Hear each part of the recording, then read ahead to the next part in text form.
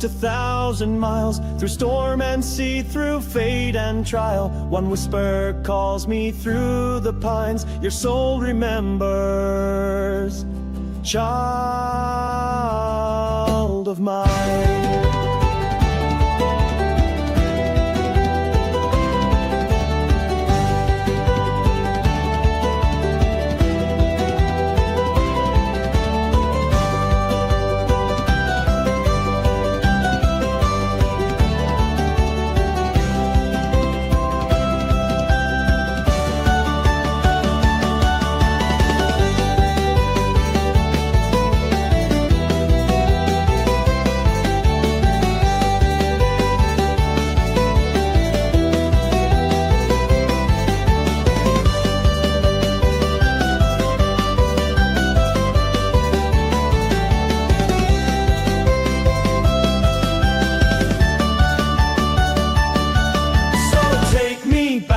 The Guinness flows, where laughter rings and shamrocks grow, to the emerald hills and my mother's eyes, where the river meets the sky.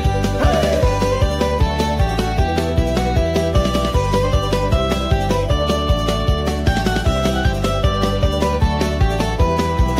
Where the river meets the sky.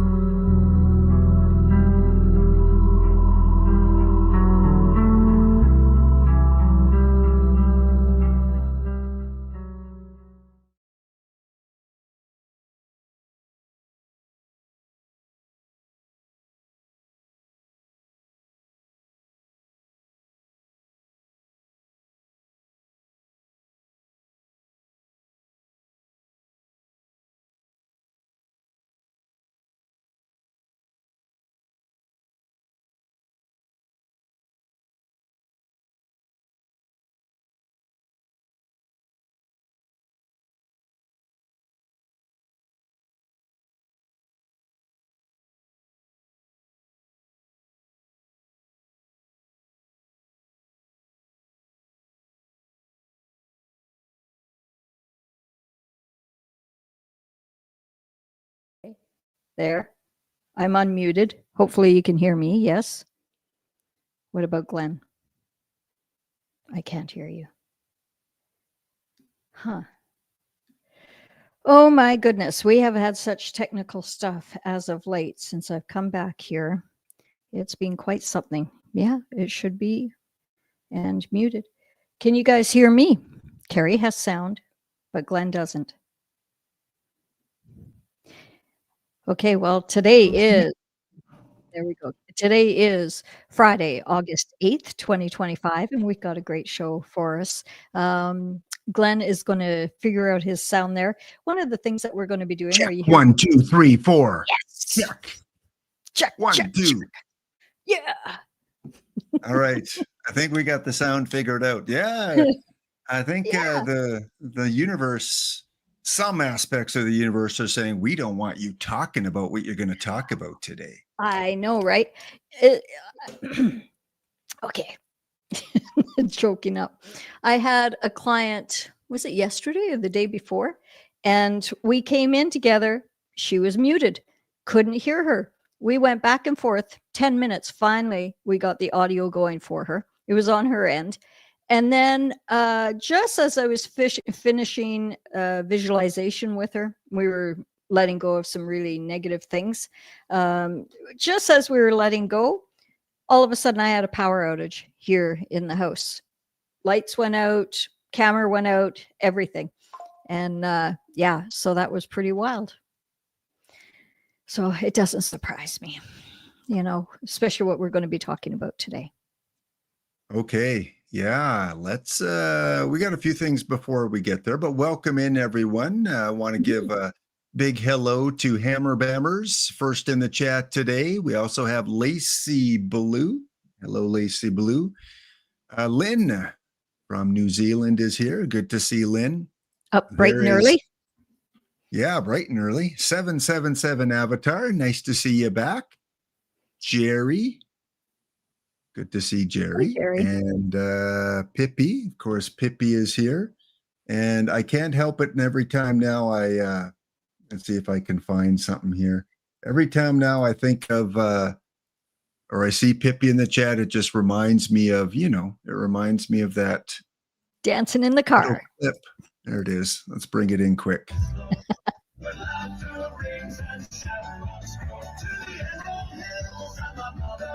Dancing with you.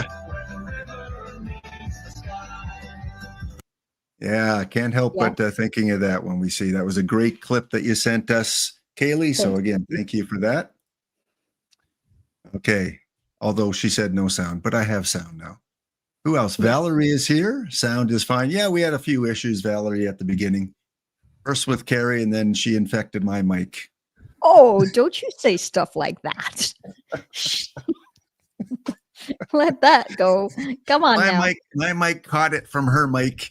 Oh my God. You're like a little brother, because I can say that, right? Even though you're taller than me, you're younger. Exactly. Yeah. Slightly taller, just slightly. Oh, just a wee bit. So how you guys doing? We got a lot to go through today, but before we get to our main topic, I do want to kind of give you, let me go back to the slides here for a sec, because Tammy was having technical difficulty as well. She just said, I lost my chat on Twitch and got it back now. So yeah, there's all kinds of stuff at play. Geez, weird. Lots of things. I know, right? I know, Valerie. Okay, let's go back to the, I'm sorry, Carrie. Please forgive me, Carrie. Thank you, Carrie. And that's all I remember. Oh, come on. You love me like a sister. Oh, I love you, Carrie. There we go. You love me like a sister. Yes, exactly. Yeah. There you go, chat. I did the Hopopono that we talked about last time. Yeah. So we got a big show today. We are going to do our first kind of big movie decode. Carrie and I and Tammy watched Jupiter Ascending while she was here, and we took some notes. And Carrie's seen it before, but Tammy and I had never really seen it. So it was our first experience, and hopefully you guys have seen it. We want your opinion if you have a little later. But spoiler alert, we will be going through a lot of the plot points and some of the truth telling that was in that movie. It was pushed out there and basically said, here, wake up, people, wake up. We are telling you what is going on. So we will get to that. Plus, we have some viewer email from a couple of you that have emailed Tammy at admin@carriecohen.com with some questions that you want us to answer. So we'll go through those later on in the show. And a reminder, if you're just joining us in the last week, we've changed our format around just a little bit, because this person over here right above me took all her luggage out of Canada, took it back to the UK. I don't know how she managed it. Like, she's just a small little petite little person. 1, 2, 3, like Tammy helped her take her to the airport and pack everything up, and they got it all on this one cart. Just crazy. Yeah, she's seven pieces of luggage there. 7 in total, including the backpack and the briefcase. Yeah. Yeah. So we got to 2 shows per week now because of Carrie going back to the UK. So it will be Wednesdays with the readings. That will be the bulk of the show on Wednesdays. And we want to thank you. Like, after the show on Wednesday, Carrie gave us a call and was like, man, that was a pretty interactive chat today. So it was a lot of good vibes, a lot of positivity. And we're all kind of smiling. Yeah, that was a really good show with all those readings. And Carrie nailed them. You nailed them, as always. Thanks. Yeah. Yeah. I just listen. Spirit talks. Yeah. When people, I don't know if you ever get any negativity, Carrie, but from certain entities, you probably do, but if anyone ever doubts the abilities that this lady has, like every week with the readings, she just shows you time and time again the Yeah. abilities and gifts she has. Oh, thanks. Yeah. Wednesday was great, Lacey says. Wednesday was great, still buzzing from it. So yes, Lacey and her daughter. Lacey was the one that guessed the song at the end. Remember, we spun the Yes. wheel? Yeah, Lacey is gifted. yeah, Absolutely. Everyone yeah, here is. Mm, yeah, no absolutely. doubt. We all have that ability, and we hope we can calibrate your mystic compass into those gifts.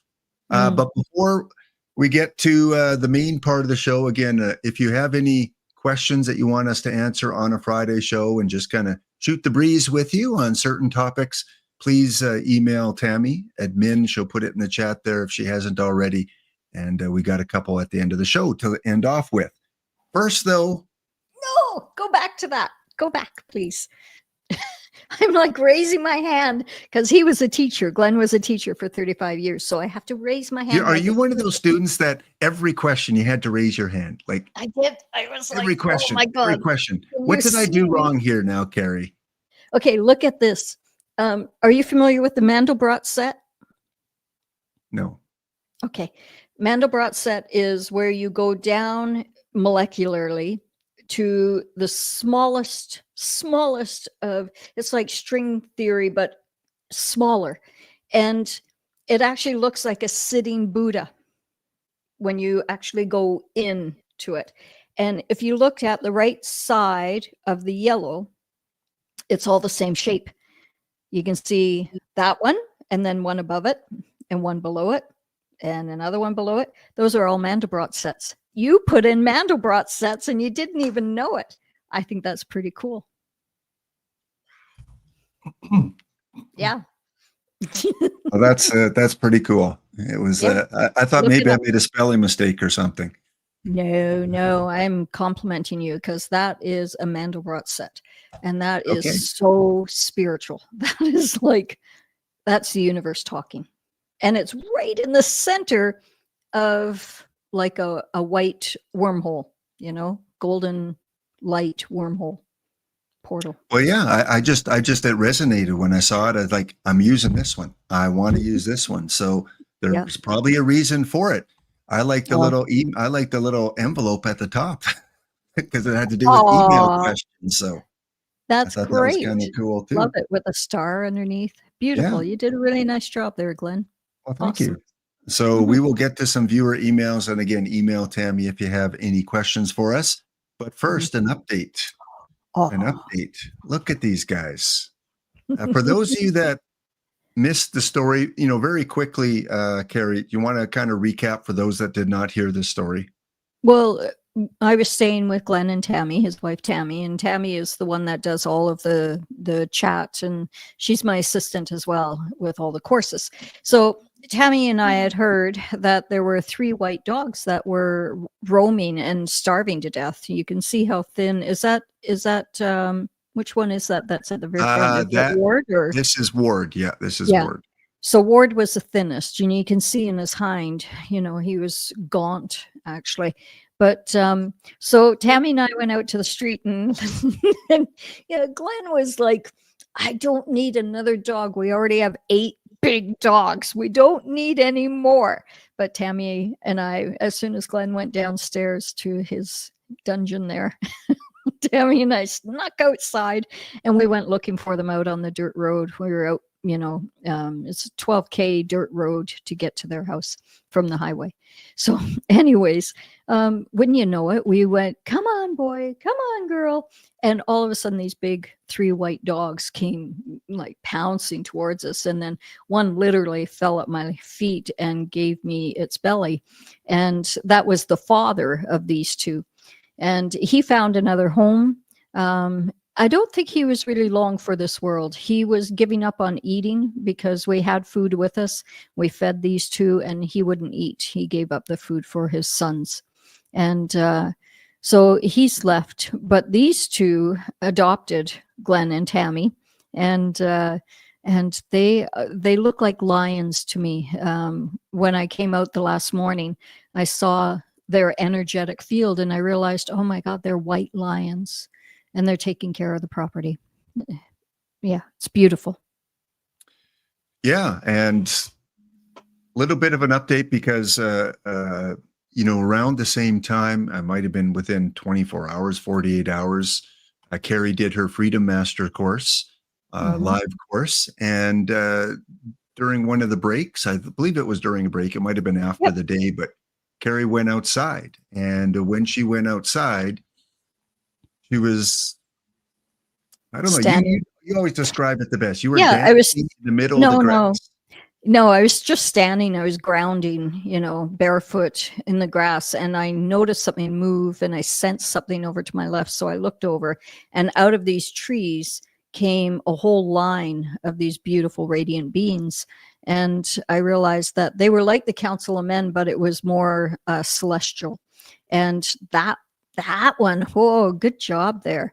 That portal had the tall being that came out. They were all around the same height except one. He was extremely tall, long white hair, golden white hair, like beautiful. And he gave us messages, basically that our group was handpicked. They all came together to do the work that we were to do. And it was really extraordinary. And a lot of our group are here in our chat that attended and were part of this. And so he came a couple of times. And then the day before I left, he came a third time. And as he came out, Glenn and I were out there, and he bowed to us. He said, "We bow to thee." And he did a very deep bow. And then he looked at Glenn, did the same. And then he backed away. Oh, look at that. Oh my God. I just love these dogs. He's so cute. Yeah. And yeah, it was a beautiful experience. So these two guarded us, and we had, just after we were acknowledged by this beautiful, radiant celestial being, and he bowed to us, just seconds later, D, the dark being, B-A-A, with another letter. He ended up on the far side of the property and on the dirt road outside of the property. And he was staring us down. And so I called in God and Jesus to be by our side. I called in the angelic realm. They all came, and he just kept staring. And I said, "Be gone." And the moment that I said, "Be gone," he kind of hesitated and then turned on his heels, and poof, he was gone. And he went, towards the other field. And then I turned to Glenn and I went, "He's gone." Okay, he's gone. And it was just like that, because Glenn was standing quite close. And the two dogs were standing on guard. Their tails were pointing, their faces were looking in that direction. And as soon as I said, "He's gone," they both turned around and looked at me. Yeah. And they were like, "What did you do?" It was really quite funny. You and I burst out and laughing. We said, "Oh my God, I wish we had recorded that," because no one would believe it. That would have had 1 million hits on it, because it was just, the timing was incredible. Yeah. And again, these dogs have definitely magical. We use that word a lot, magical, but they definitely were magical. And they are playing, they are having a lot of fun. Tammy took this video, I think this morning or yesterday. And you know what, Carrie? They hang out. They like to hang out kind of by the portals and by the gate. Yep. Interesting. Yep. By the portals and by the gate. The night before I left, I remember sitting down with you two, and I said, the dogs came for a very specific reason. And I think that was to guard us on that day, right? That morning. And I said, they're either going to be here for a very short time or a very long time. So they'll decide soon. And you opened the gate for me to leave. I drove out. Tammy was in another car behind me. And we both drove out, and they chased out after us. Look at them. Yeah. And they're like two lions, the way they play. So anyways, we thought, oh no, because they were gone for like an hour. But within an hour, they came back. So They made a choice. You left the gate open for them, and they Yeah. came wandering back. They know Yep. where their home is now. So you saved them. Yeah, it's either they hang out on our deck, or if it's really hot, they'll go underneath a vehicle, Yeah. or they hang out kind of in that area that you saw in the videos. And again, I like to go out every evening and kind of just, make some contact with them and pet them a little bit. And they're so excited to be around here. Well, I Tammy think did some it's funny. Sorry, I think it's funny because you were the one that was like, I don't want any more dogs. And these two have become like Glenn's favorite. Not that you would have favorites. It's like all your no children, right? favorites. No Yeah, no favorites. favorites. But they really are magical, these two. Yeah. They're And special. I go to portals once in a while just to check on them. And I told Tammy this the other night when I was kind of walking by them. I felt that they've gotten bigger. Like I've really sensed that the portals have expanded, especially those first two. And again, I don't know meanings towards all this. I just get this strong intuition that these portals are getting bigger. I hope that's a good thing. It is. And the soldiers on the other side of the gate still there, a little bit closer. I mean, you've always seen them near the gate on either side. I kind of see them by the road a little bit more, but still a bunch in the distance. No, I always saw the soldiers on our side, your side of the gate. They were not on the dirt road. The other soldiers, the army, is in the other field across the way, and that's like a huge lineup of hundreds, if not thousands, of light worker army. Yeah.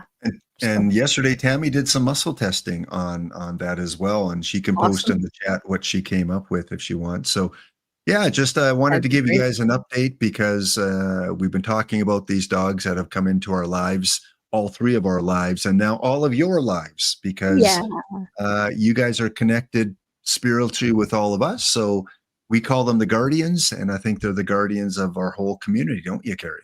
I agree. 1000%. They're beautiful beings. Yeah. Awesome. Yeah. So, okay. Part of our guardianship is because of some of the things that we talk about. And so let's get into it, shall we? We shall. Okay, let me take that one off and get back to the different slides that I created. And there we go.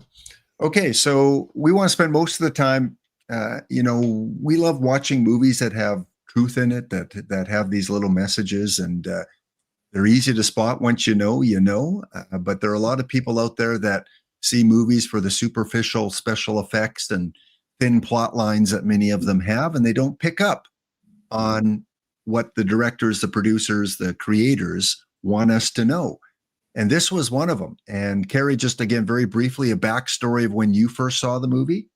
It was 2:15. It was in the movie theaters, and it was a last minute thing. I was with my youngest, and I said, she was 15 years old, and I said, let's go to this movie. It looks interesting. And so we went and watched it, and it's by, the Wachowski, I guess they're sisters now, but they were brothers. They transitioned, I believe. So anyways, they also wrote, was it Matrix? Matrix, yeah. And didn't they have something to do with, I'm going blank. They did the movie Cloud Terminator. Atlas as well. I don't know if you've seen the movie The Cloud Atlas. Yeah, they were famous. They've done so many of these truth-like films.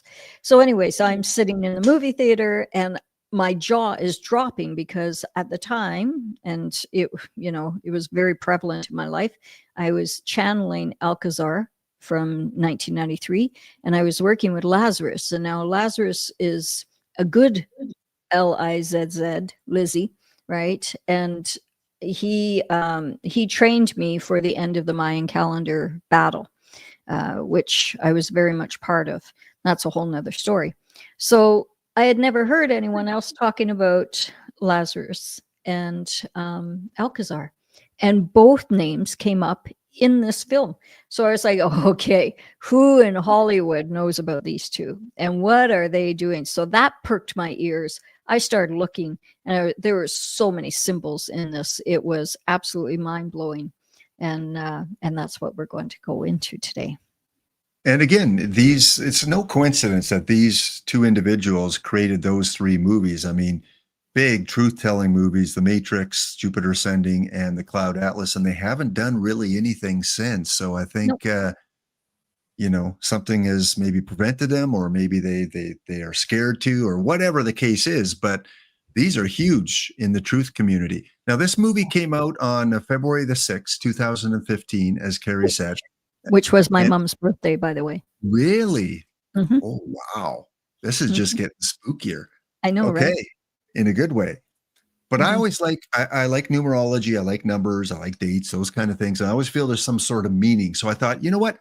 Why February the 6th? There's got to be some sort of meaning to that when Mhm. they released it. So I looked it up and did the old look up here, and the spiritual significance of February the 6th.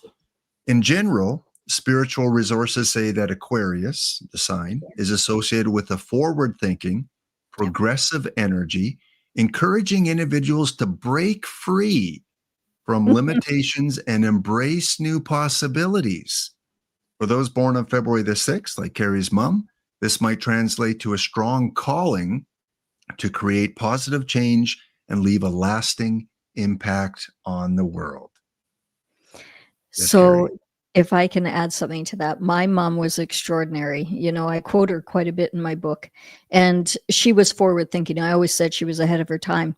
But the week before she passed away of a massive heart attack, unexpected, um, she had phoned me and said, "Carrie, please stop doing what you're doing. It's too dangerous." And at that time, I was, the national child advocate and doing all this stuff.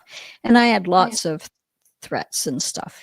We can't say what was going on, but I knew it was dangerous. And she phoned from Victoria, BC, out of the blue and said, I think that what you're doing is far too dangerous, and I'm really worried for you, honey, and blah, blah, blah. And I thought, Mom, if I stop now, then they've won. We can't do this. I got to keep going. And because this movie is exactly about what I was fighting, back in 1998 through to 215 approximately. Yeah. So, anyways, my mom all of a sudden dies shortly after that. She goes to a New Year's Eve party. She toasts with her friends, and one of her friends was ex-military, right? You getting where I'm going? She drinks this drink and boom, massive heart attack. So, and at that time, I was getting lots of stuff, people telling me, stop it. And so I think my mom met her end prematurely. And I think that it's all involved with this stuff. This is the first time I've actually spoken, I think, about my mom leaving prematurely. Yeah, that is new. That is new. You haven't told us Yep. that. So Never. No. It's something I've really kept quiet, but it pertains to this, and they're telling us, right? such a strong connection you have to this movie. I mean, the movie itself and the plot of the movie, and now the release date. I know, it's my mom's birthday. And what are they telling, right? Because this is 215.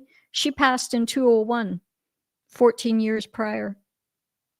Okay, well, wow. Mhm. Oh man. Oh, the shivers, Carrie. Goosebumps. Holy smokes, Chad. I mean, just Yep.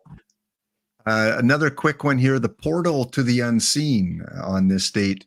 Shamanic tradition suggests February the 6th can be a time when spiritual guidance is more accessible. Mhm. So interesting as well. A little bit of the plot for those of you that may not have seen it. I want to give you a little quick plot note here. The film's plot centers around Jupiter Jones. Let me put this back up. So this was the shamanic tradition one that I talked about there. Mhm.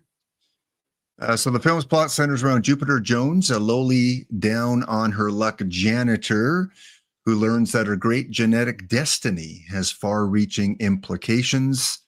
And in this movie, what do you say that? Brazic? Abraxic. A The brass. Braxics family is a powerful, wealthy, and ancient dynasty within a vast interstellar empire. They're known for their control over the production of Regen X, a Mhm. youth extending serum, and their ownership of planets, including Earth.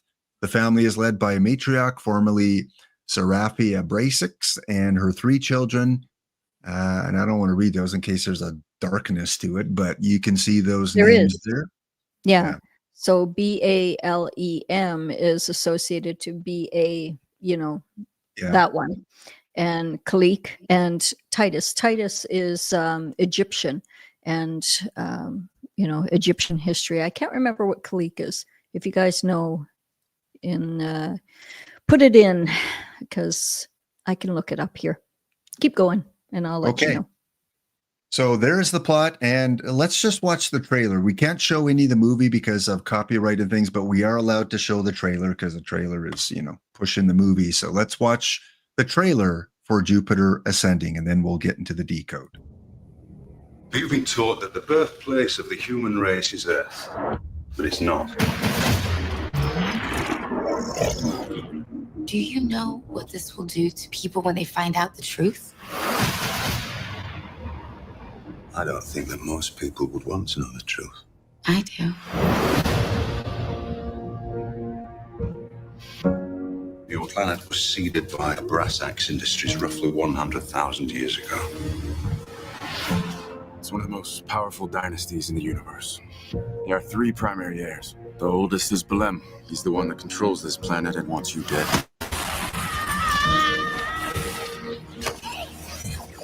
I'm telling you, I'm nobody. You are royalty. What about the girl? Still alive. Bring her to me.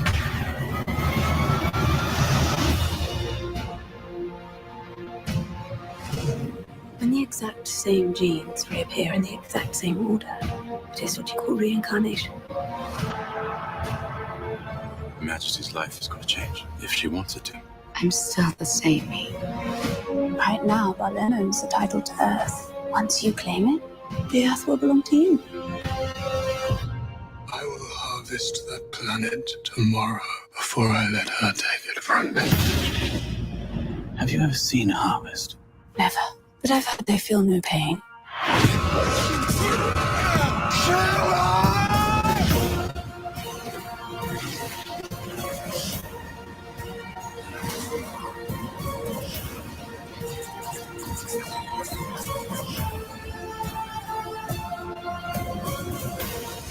You should have told me the truth about why you wanted her.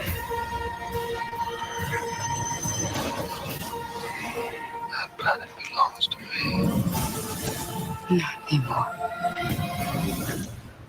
Your Majesty, I have more in common with the dog than I have with you. I love dogs. I've always loved dogs.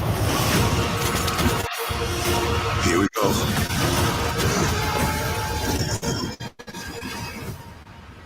That's my favorite scene. I love dogs. I really love dogs. Oh boy, again, just the shivers here, Carrie, because now when I see that trailer and I see you and your life, how it mirrors a lot of the things that are in that movie. Bizarre. Yeah. And now it's the bizarre. February 6th connection, it is extremely bizarre. So One more again, thing. Yeah, let's go back to the Wachowskis. They were the Wachowski brothers, if you look them up, who transitioned. So we all know that there is an agreement, a universal agreement, that they have to show us stuff in advance before they actually do it, right?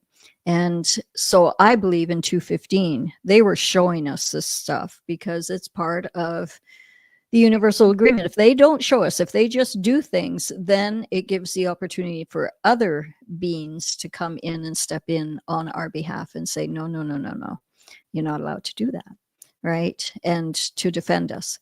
So far, they've been in step. They have done everything that they needed to do in advance. And this is just one more example. So the Wachowski brothers transitioned and became Lena and Lily Wachowski, I believe.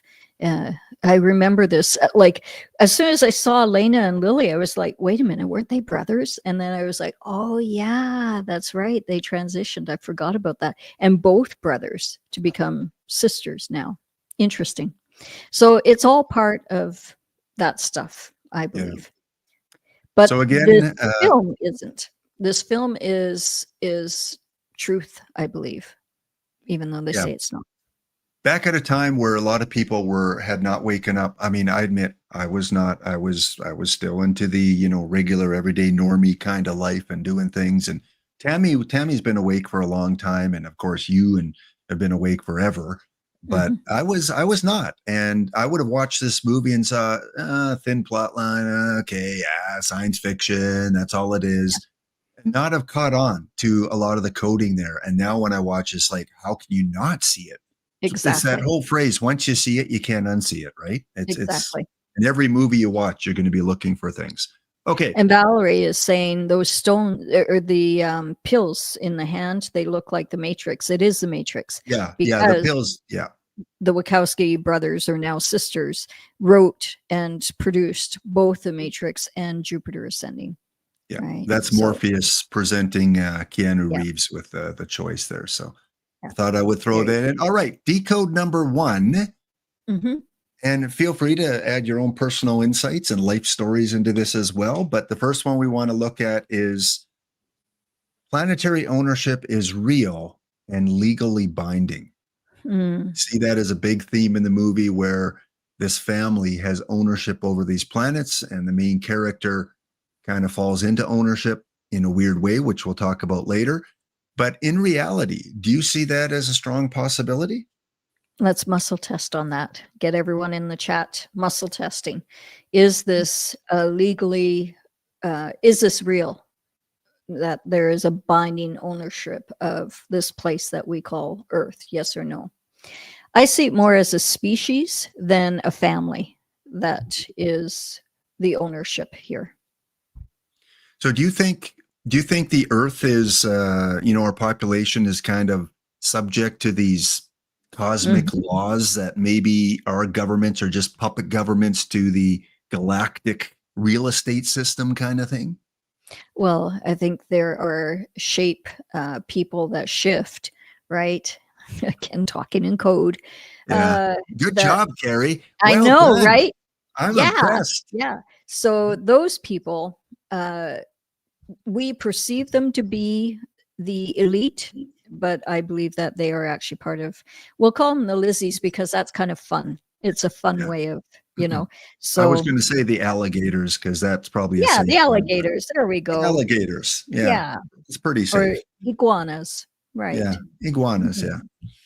Yeah. So, yeah, I mean, I never really thought about that before, that the Earth is a piece of real estate and Oh, yeah. it can be traded and bought and sold, and all our government. I know our governments are puppet governments for a higher power, probably an ET higher power. But this movie really showed that off. That Well, could be there's the a case. whole other aspect to this. If you think about the flatness and that theory, that all of the species are actually living in the peripheral of where we're living, the place that we call Terra, right? They're all living around us in the same computer generated program, we'll say, right? And so there has been a battle over Terra about 300,000 years ago, apparently. And that was when we were modified, very, very long time ago. And yeah, so we have the God code, the gene code within us that we are able to activate. And that's how I'm able to go through worm things and, all of that, the portals, the stepping out, all of those things. We're all able to do this. I don't know why I can do it more than most, than anyone I've ever met, but I started so young. I think my mother was such a blessing in that she was Native Canadian, Ojibwe and Cree, and so she had a belief system of, you go for it, girl. If you see things, if you feel things, you listen to that. And because of that, I was able to do things that were pretty extraordinary right from 2-3 years old. Well, 2 weeks old. My furthest memory back was 2 weeks old. So Well, you've been on this, cutting edge of spirituality and truth for a long time. And, you've got years and years and years ahead of most of us. And maybe in 20, 30 years, we're going to be kind of where you're at now. easily, Possibly. even Yeah. less. I would say within the next 3 to 5 years, everyone will be up to speed. If you meditate, if you actually do the work, right? Yeah. Yeah. Well, Yeah. I believe, it's been maybe since 2020 where I've really kind of tapped into this and tried to tap into it. And it's been 5 years. And I believe, I'm still working my way up there. Yeah. It's So, like the chart. It's growing. We're all growing exponentially. So with good job. this planetary ownership, Mhm. are Earth's decisions, they're probably made for us. It's kind of, they're scripted for us. The governments are scripted, how to carry us forward. But Sensidon is asking, well, do you believe anyone owns Terra now? Is it owned collectively, individually? What do you think? What are your opinions about the ownership now of Earth?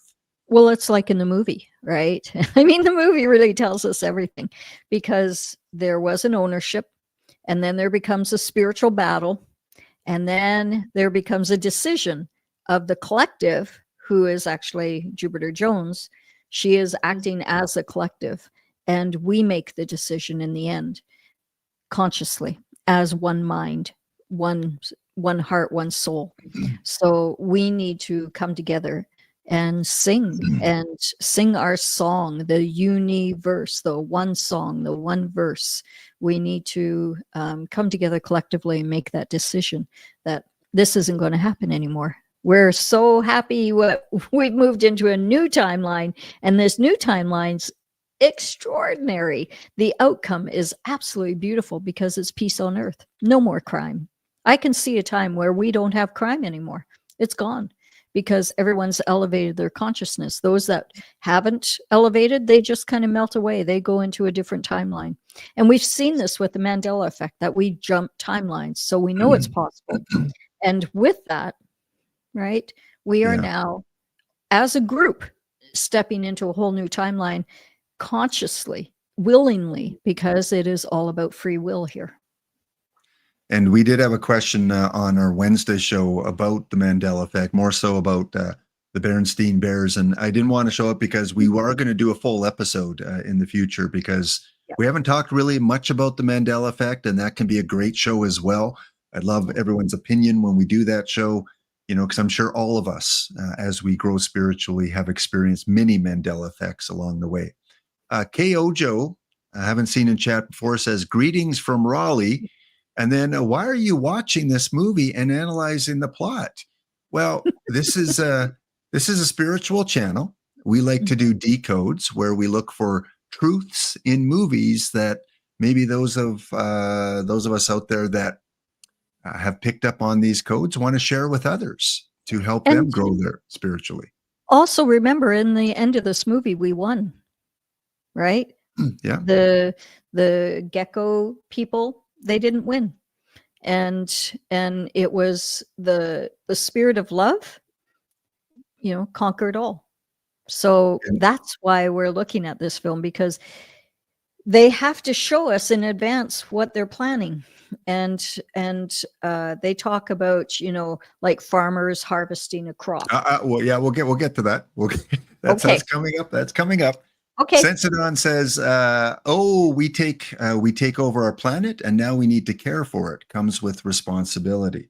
Exactly. Yeah, exactly. Yeah. Good. Yeah, he's bang on. Brilliant. Pamela's in the chat. Good to see you, Pamela. Next up, number 2. Oh, this was a quote from this character. Who said they like this person? Hammer Bammers. Hammer Bammers and Carrie love Sean Bean. Yes, you've been taught that the birthplace of the human race is Earth. And the movie pretty much says no. Number 2, this was a big plot line in the movie, the royal bloodlines and hidden DNA. Carrie, take it away. Okay, so Kalik, just go back to that, because the name Kalik actually is suggestive of Ishtar, and the goddess of indulgence and fertility and power. So the Wachowskis were very deliberate in the names that they chose and the throwaway scenes, which we'll talk about in a bit. But there were so many symbols that, you know, you're looking at, and you're looking at the scene, and it'll be in the background. Love the hidden symbolism. So we'll go into that a bit more. Okay, so the royal bloodlines and the hidden DNA. Well, that's what this whole battle is about, isn't it? That's why we're here. It's about, it goes back to the Jesus bloodline and Mary Magdalene, and, you know, the battle that we're having here. So it talks about that in this. This woman, Jones, she is a janitor. Do you go into that? Have you got that, or am I No, going ahead of you? You can go on with. So she's a janitor. She cleans toilets for a living. And I used to as well. I was a janitor for a long time on the BC ferries. And so I loved my job. And she comes to love her job in the end, because you realize that you're of service.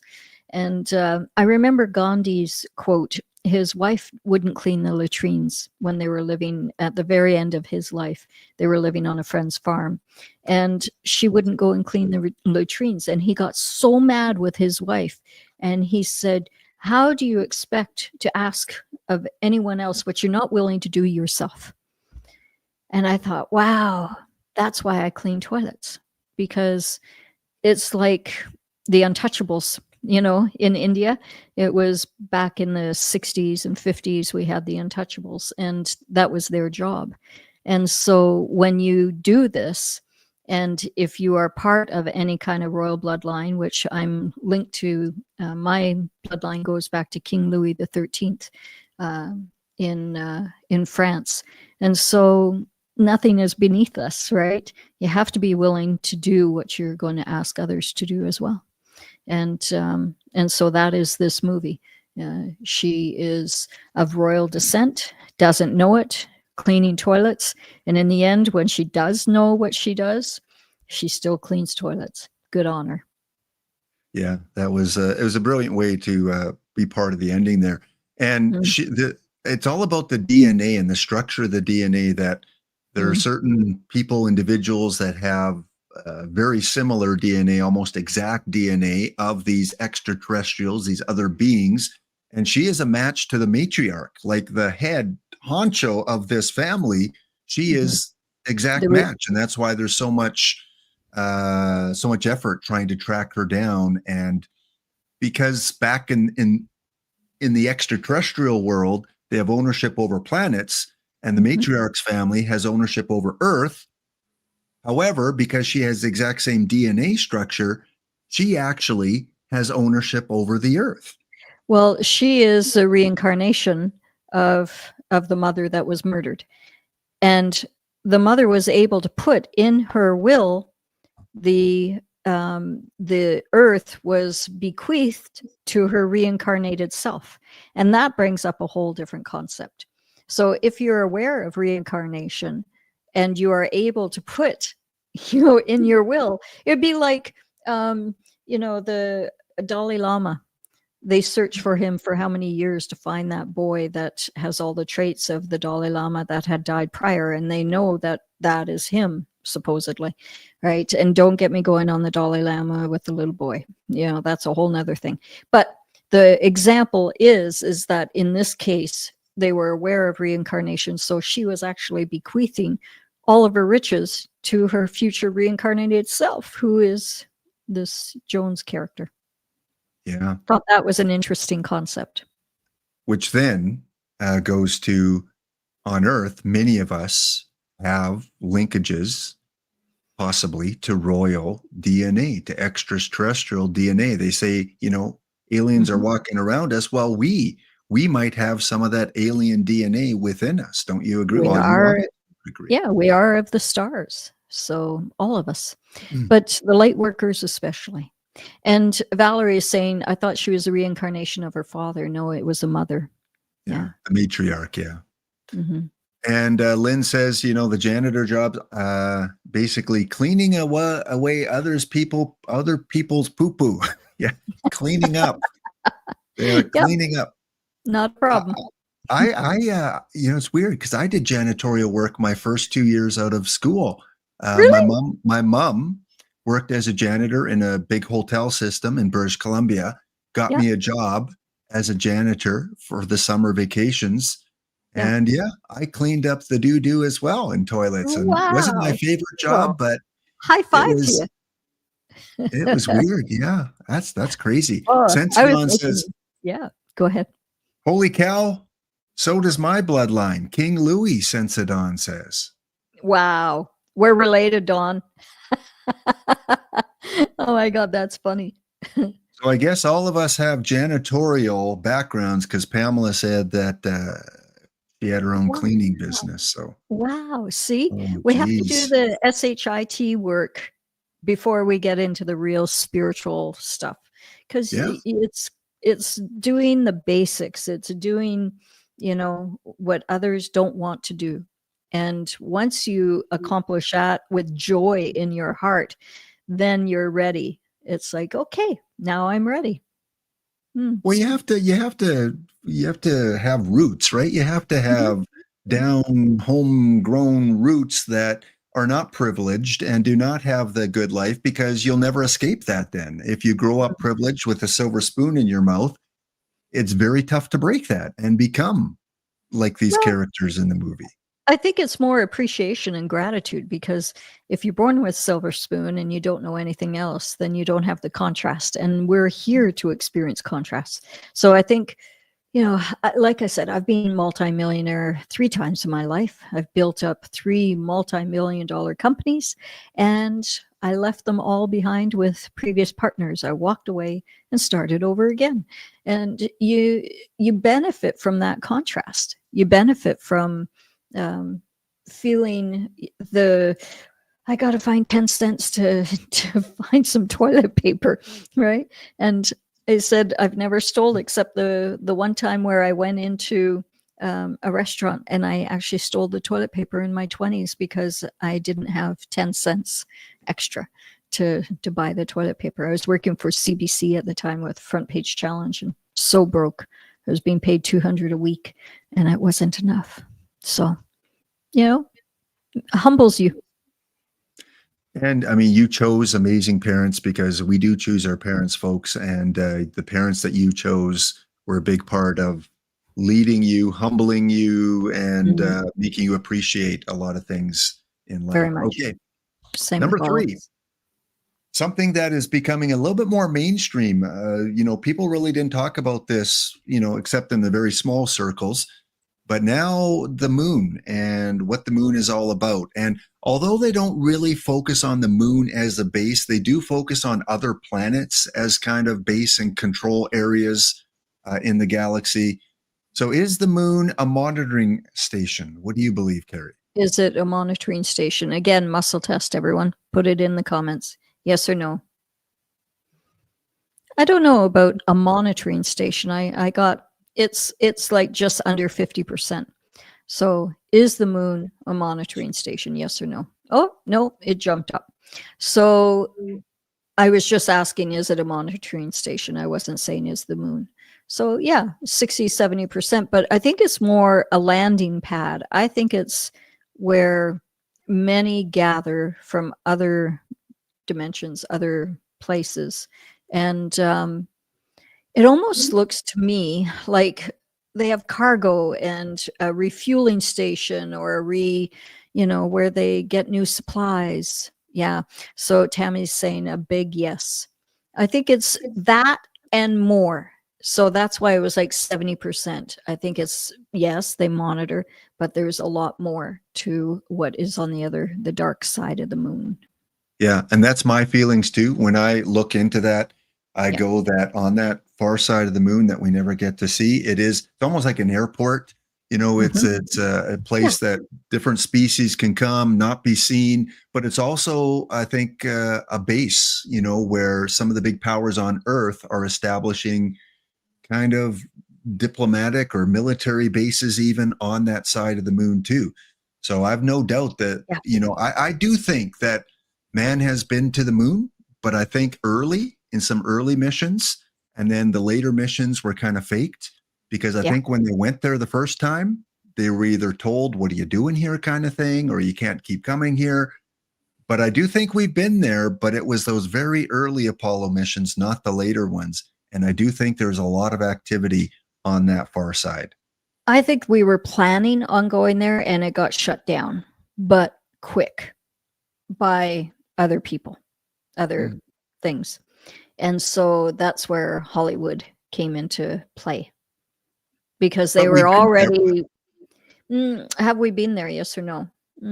Close. Yeah, it's like 65% is what I'm getting. Yeah. Yeah. No, I So think there are like a space program, a secret space, whatever you want to call it. But yeah, I think humans are doing something on that side of the moon in relations with other ETs and yeah, I species. think there's a portal. I think there's like something that Okay, can maybe, yeah. you can get there right away. But as far as a ship going up, I don't see that right now. Well, yeah, actually, they might have ships that can, humans now, but I don't know. It's like a refueling station to me. You know what it looks like is in the movie.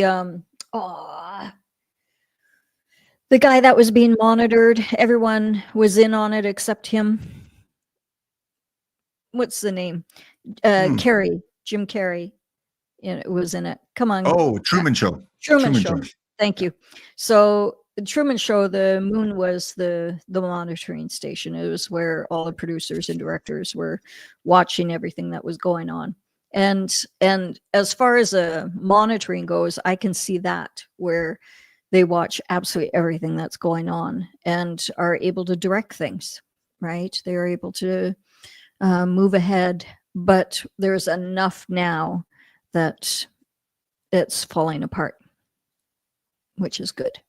Another great movie for a possible Decode as well down the line, the Truman Show, because the moon plays a big part in that. I really like that movie. That was a good movie. Okay, see if we've got any other comments. Valerie says, I also get that some beings travel there from Earth. Yeah. And beyond. Yeah. But as Carrie said, it could be through a portal system and not necessarily through machinery and a worm thing. Yeah. Can't really talk about that. Okay, number 4, and this is the big one. This is the one that you kind of alluded to earlier, mentioned earlier. Number 4, the Earth as a blank farm. So this big plot. This is interesting because I did go into chat and asked about, the decodes with this. And it gave me a whole bunch of stuff, the little ones. And then I was asking specific things that I saw in the film. And it was like, wow, like this one, remind me about this one in a bit. But there were lots of things there. So anyways, it said that this movie was the biggest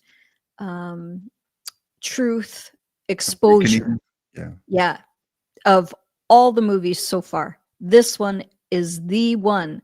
And so I said, well, let's talk about the elephant in the room, because you're not talking about, the Adren stuff and that we can't really talk about.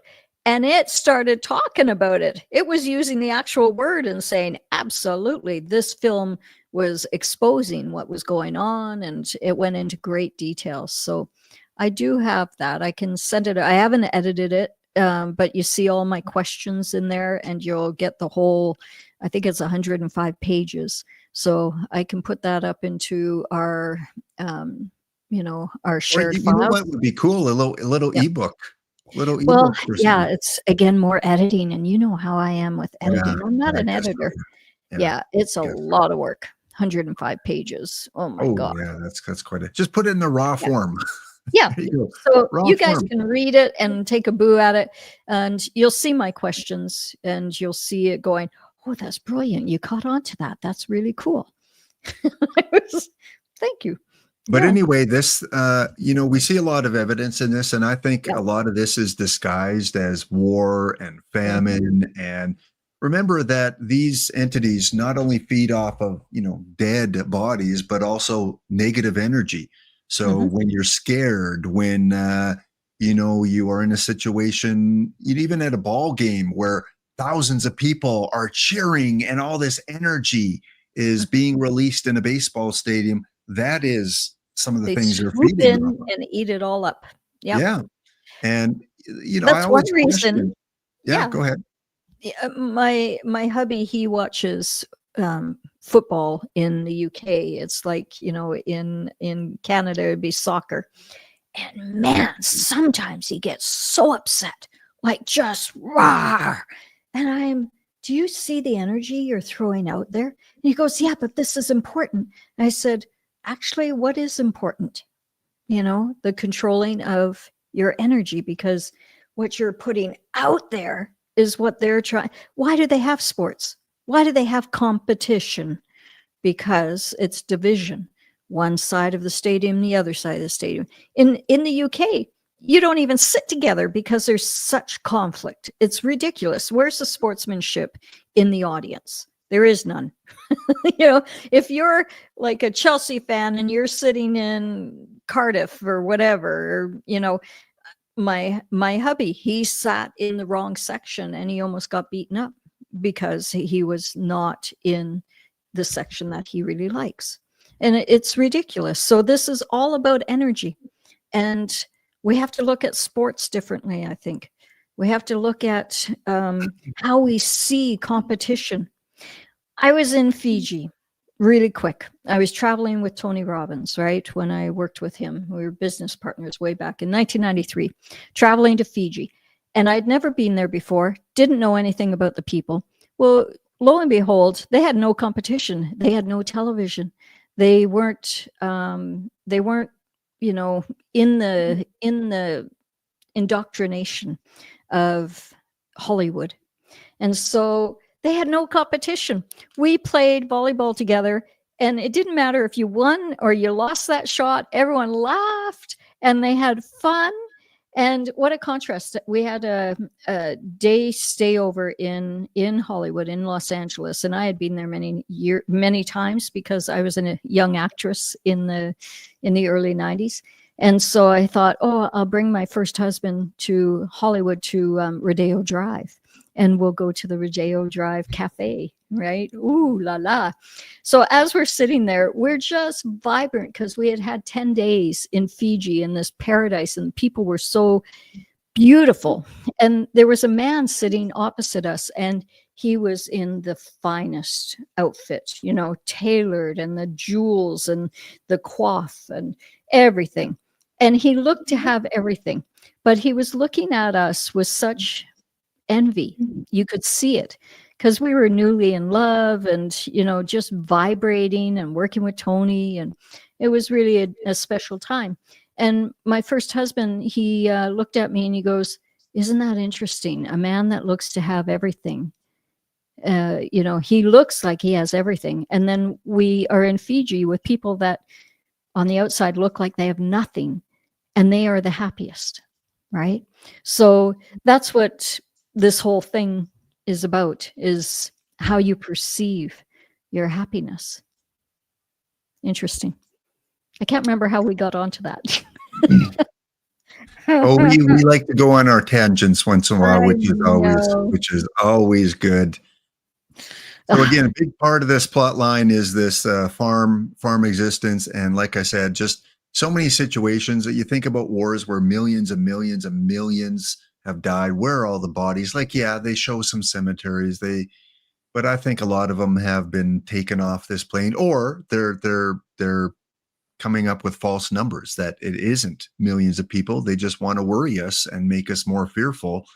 And so they throw out that number of millions, because that is a lot. And, the cemeteries, I think, should be a lot bigger, because they didn't do a lot of cremation of bodies back then. They just either let them stay where they were, or they gathered them, and what they did with them. Well, that's a whole nother topic. I mean, that was why I got ATT AC. Right. Right. That was May 3rd in 2024. I got a beam that came down and came through my hands. I have a video up, you can see the hole that came through my hand. Anyways, it was because I was talking about that very thing, how, you know, in tsunamis and stuff, they say that there's mass places where they put them underground. Where are all those people? Where are they? Yeah. They're not anywhere to be found because, you know, the other guys came in and took them away. So this is why we're talking about this, is because we want to visualize the opposite. So that was happening 2024, but it's a pretty exciting thing because, like the movie, there was a battle and now we're coming out of it. And now we're starting to step into our own power. And that's the dogs. The dogs are there. The guidance is here, the protection. I was talking to Greg Hallett today, and I was telling him about that experience with the D out on the dirt road. And he goes, yeah, he has no power anymore. And I said, I know, right? He just looked at us like, he was pissed off. And he goes, yeah, he's being relegated down. There is no power there anymore. You know, the white hats have really stepped it up. And that's you and me in our consciousness and seeing the outcome that we desire. And that outcome is peace on earth. That's right. And just a reminder too, this video is presentation is all for educational purposes only. Exactly. We do not aspire to know the truth, the whole truth, and nothing but the truth. We are simply decoding a movie and giving our opinions about it. So help me God. There we go. Next, number 5, the theme of corporate immortality. Again, where this family, the Abrax dynasty, sells these serums that they get off of different planets to stay alive for a long time, hundreds, thousands of years that they can stay alive because of this. And that ties into, you know, big tech and hidden technologies that only the elite get access to. What are your opinions about that? Well, the film does frame different populations that were part of that company, right? And I think, again, they were telling us some stuff there that it's a total, like, this is what's going on. This is a total exposure. And I think they were hoping for a different outcome. But you and me and everyone in the chat here and beyond, we've said, no, not going to have it. And so all of that, the corporation has crumbled. The, you know, associations, they've crumbled. We are seeing the skies, blue skies again. We're seeing lots of changes politically, lots of stuff happening. So those are really good indications that that corporation has fallen apart. So well done. Keep up the visualization. Yeah, keep manifesting, keep spreading that positive energy. And there is tech out there, I strongly believe, that is out there. And when you talked about, you know, travel and going to the moon through portals, those kind of things, like, I have no doubt if Carrie and I and Tammy wanted to go to New Zealand and visit Lynn, there's a technology out there where we could probably be there in a half an hour, right, if we really wanted to. But a lot of that stuff is not available to us. Yeah, but no, it's right within us. I mean, I've been through those holes and I've literally traveled. We had a missing child in Victoria, BC, Michael Dunahee, in 1993, I think it was, 2, something like that. And I was sitting, it was just after my first near death. So it was 92-ish, going into 93. Anyways, I was sitting looking out the window and I was thinking about this child and I thought, gosh, I really wish that I could find him. And boom, it was like Dr. Strange, where that wheel opens up in front of you and starts spinning and sucked into it. And I went through and I found him. I saw him and I had a conversation with him. I witnessed the guy that had taken him. And I phoned to the local police in Victoria, who I grew up with. And I said, hey, Arnie, you know me. I'm not crazy. And he goes, hey, Carrie, yeah, what can I do for you? And I said, well, I've had a gift since I was young, and this is what I saw. I gave the description of this guy to a T, right down to the drawstring rugby pants. Remember those beige rugby pants, and the white Lacoste shirt, and bald and flat bum, everything. And sure enough, that was the exact description that they already had of the guy that took him. So I wasn't able to save him, but I was able to see him and see that he hadn't been hurt. He was fine. And I didn't know the motive. But there's stuff there that I can't speak to because, the parents and all of that. But yeah, so yeah, anyways, I got to plug in the power. Perfect. Okay. Yeah. Good. So there we go. Everyone has Yeah. that ability, is the point. Everyone has the ability to be able to do this because we are unique. We're such an amazing species, and we don't get it yet. And this is why I talk, because if you meditate and you set your intentions that you want to do this, you will open it up. Okay. Keep shining your light, folks. Keep shining your light so we can bring out of the dark some of these things that we all have the right to on this planet. Number 6, time is a commodity. Now, again, this is a big message, and this is something that, most of us think about at some time, about time and wanting to rewind clocks and de-age and all those kind of things. And I do think that is possible. I think it is possible to stay young for a longer period. I mean, you look back at writings where people lived hundreds and hundreds of years old, and somehow that has been taken away from society. What are your thoughts about time being a commodity? Well, it is. It's greatest commodity because it's not real. It's a perceived commodity, and it controls us here on this plane. If we were to let go of happy birthday, if we were to let go of counting our years, how would you feel? Would you still feel like you're in your 20s or 30s, physically? I think that we have a perception that, I'm over 60.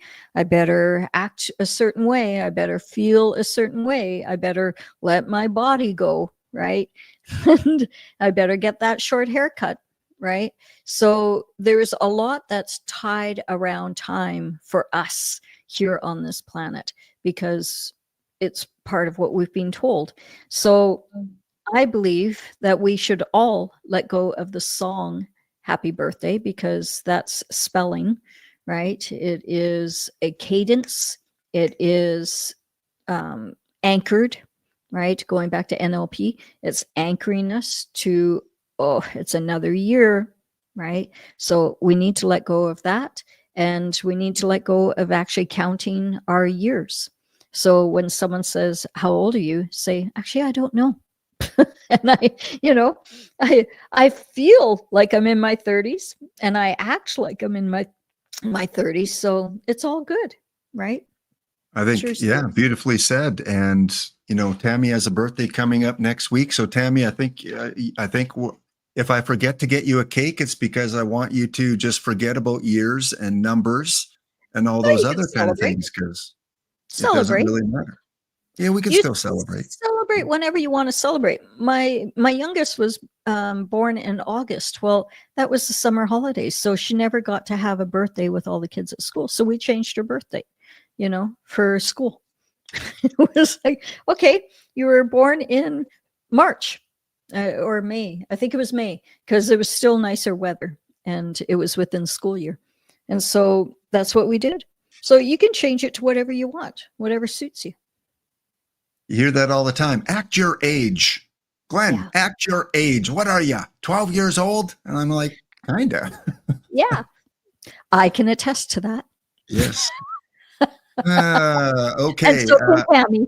Yeah, so can Tammy too. So again, as Carrie said, time is being controlled. It's being sold by the elites, so to speak. It's a tool. It's a tool used against us. So stop it. Mm. And it's not just in this movie, but there are other movies too. Another big truth movie about time was with Mr. Timberlake called In Time. where it's kind of like a social credit score. You're given a certain amount of time to live. And when you do things they want you to do, they add more time on. And when you do things you're not supposed to do, they take time off. And you've got this digital code, a digital clock on your arm. And you can sell some time to someone else. You can buy time from other people. And it got me thinking, well, is that, in Earth's dark future, if we go down that dystopian timeline, is that something they may do, is sell us time based on how we No, behave? it's not on ours anymore, but it was, because that movie was pre-212, I believe. And the end of the Mayan calendar changed everything because we changed our timeline, you see. So that was in a different timeline. That was possibly a future for us, but it's not anymore. So we let that one go. The other movie on time was a Wachowski film, and you said it at the very beginning. It was what was the one with Hanks in it? Cloud Atlas. Cloud Atlas. So that was all about time. That was about reincarnation and different timelines, the same person, right? A lot of people didn't understand that film. They were like, well, that was strange. Oh no, it was the good guy and the bad guy on his shoulder and telling him, and eventually he had to listen to the good guy through all the lifetimes. But in the first couple of lifetimes, he was listening to the baddie, and he was doing some pretty horrific things. Well, that's pretty cool. I hadn't thought that this was pre 2012 and that was the path we were supposed to be going on, that timeline, and then it changed. Yep. Well, when was that movie? Was that, I'm pretty sure that was pre-12 to 12. Let me do, you can read out the comment here while I look for the time here. So if 23andMe is right, I'm in the line from Marie Antoinette. Oh, that's interesting. So I wouldn't recommend doing that thing. I know you've already done it, but I wouldn't give my DNA out to anyone, because actually they're now finally selling. And I was saying that 20 years ago. Do not do it, because it's kind of fun to know where you come from, and especially Marie Antoinette. I was not from Marie Antoinette, that one. I was from Marie Antoinette Limousin, who was the illegitimate daughter of King Louis the 14th or 13th. No, 14th. Sorry about that. I said 13th earlier. Yeah. See, October 28th to 11. I knew it. Yeah, because that was a different timeline. You are smart and intelligent. Way to go, Carrie. Listen. Yeah, that was the dark timeline that humanity was going to go down. Yeah. Well, they were trying. They were trying very hard to get us to go down that line. And it was in April 2012 that I had some visitors come, and they showed me what was actually happening. And it was the human race from the future had come back just at the start of the intelligence, the A, right? And they were here to change everything, because in the future we had, I don't even want to talk about it because it's now changed. So we don't need to bring it back into fruition by speaking about it. But how exciting that we actually shifted that timeline and let it go. And now we brought another one in, and now we're in this new one. And there's still another one to come. Remember when I was visiting with you, I actually said, God, we woke up this morning. I think that we've stepped into a new timeline today. And sure enough, something happened. And then 3 days later, another new timeline. So we're shifting on a pretty regular basis these days. Well, as you know, Tammy always says, hey, I got the tall Glen today, or I got the shorter Glen today. Okay, tell everyone about that, because that's really wild. Well, it's pretty simple, in the morning, getting coffee and smoothie and all that kind of stuff. And I'll stand next to Tammy and she'll look and go, oh, I got the tall Glen today. Because to her, I appear much taller. And other times I'll appear shorter. I'm still taller, but sometimes my chin goes right on the top of her head. Sometimes my chin is higher. Sometimes it's lower. Yep. We're not wearing big shoes or anything. We're in our socks or bare feet. And even with you, you kind of noticed that too. When I would stand by you, it'd be like, oh, geez, Glenn seems much taller today, or he seems shorter. I Your look neck would have way to up. use a few extra muscles. Yeah. Yeah, yeah. We went from being like just around shoulder height to, oh my God, I wasn't even at your breast height. Like, just huge difference. So we see you shifting timelines, and being a tall Glen or a short Glen. Absolutely. And Cheryl said, wow, that brings back memories with her husband too. Mm. We Yeah. all shift timelines, and you can create timelines. Carrie has, you have a message that people should say before they go to sleep every night, correct? Yeah, it's just I set my intention just as I'm falling asleep. And I'm so excited that when I wake up in the morning, I am going to be in my ideal timeline, which is the best and highest good for me and all concerned. And then when I wake up, and I also say that it comes with ease and grace. And so when I wake up, I also say, I'm so excited now that I'm in a brand new timeline that is for my best and highest good. And it's come here with ease and grace. And yeah, things are happening. It's like, whew, yeah. And Brenda came back and talked about 23andMe, and she was saying that she did it 10 years ago, right? And I was no shame in it by any means. You followed your intuition. You needed to do that for what you were doing. I'm just saying, anyone else that's looking for that right now, that time has come and gone, and now they're doing other things with it. So I would leave it alone. The fact that you recognize it now and, say, maybe I shouldn't have done that, that shows your growth. It shows your spiritual growth, that you're more aware But there's now. no regrets, because Yeah. everything happened for a reason. You needed to do that because look at what you found out, right? You needed that information. So well And done. Carrie, we can all time travel. As you said, time is not linear. We are living our past, our present, our future. We will have the ability. Some already do have the ability, whether it's remote viewing or just portals or whatever, to go to different timelines, past, present, and future. Right. Yeah. Yeah. So are we in, have you got many more things, or is this it Two for more. your Two okay, more. go ahead. Okay.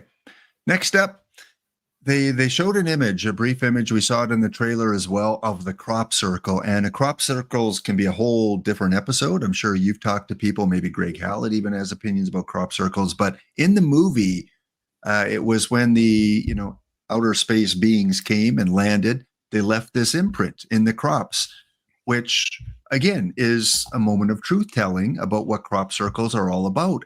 Are Awesome. they, Carrie, in your opinion, imprints left by beings that visit our planet? Not all, but some, absolutely. But not all. Some are fake. Human made. So you have to take each one as it comes, right? And look at it, muscle test. And yeah, I saw one in my backyard. I had it was at a time where I kept getting taken, and I heard the helicopter landing in the back 40 of my acreage. And I was all by myself in the house, and it's a big house, right? And I went in the living room and I hid beside the couch, and I could hear footsteps coming up on the deck. And then I have no memory. I woke up in my bed and I was like, holy mackerel, what just happened there? So I went out with my daughter's boyfriend at the time, Stephen, and he was really metaphysical. It still is. And so we went out to the back, and sure enough, we could see all of the grass was down in a certain pattern, right? And so it was obvious something landed there. I knew it. I could hear it come down and land. It sounded like a helicopter, but not quite. And yeah, so some are real, some aren't. And I'm in my opinion, I see it almost like again, like a genetic code. Some people are activated by symbols and things like that. And I think maybe members of society that have that royalty code, they might be activated by seeing something like this. So I see definitely the symbology has a very key role to why they're left here for certain people. Very much. Yeah, very much. Okay, number 8, the last one we want to go through is the fact that it's Jupiter. It's not Mars ascending or Venus ascending, it's Jupiter ascending. And words have meanings, words have messages. So do you have any insight, any opinion about why Jupiter? Is Jupiter still a key somehow to something? Well, it did say something in the breakdown, but do you know? What did Yeah, you look up? when I So looked it up, reawakening. Yeah, reawakening, longevity, revolutionary. Yeah, it's but yeah, what did mine said location of hidden archives, a portal, or even a seat of ancient galactic royalty. mhm. There you So again, trying to tell us something about the importance of Jupiter. Yeah. Astrological movements of Jupiter influence intergalactic events or are used to time their different harvests areas as well. So Well, Jupiter has the rings as well. And if you've been following Greg Hallett and myself, we talk about the rings in the Lord of the Rings and the correlation between that and the two kings right now. It also has the eye. You look at the bottom picture, it has an actual eye yeah, in that band. So it's also foretelling, right? Very good point.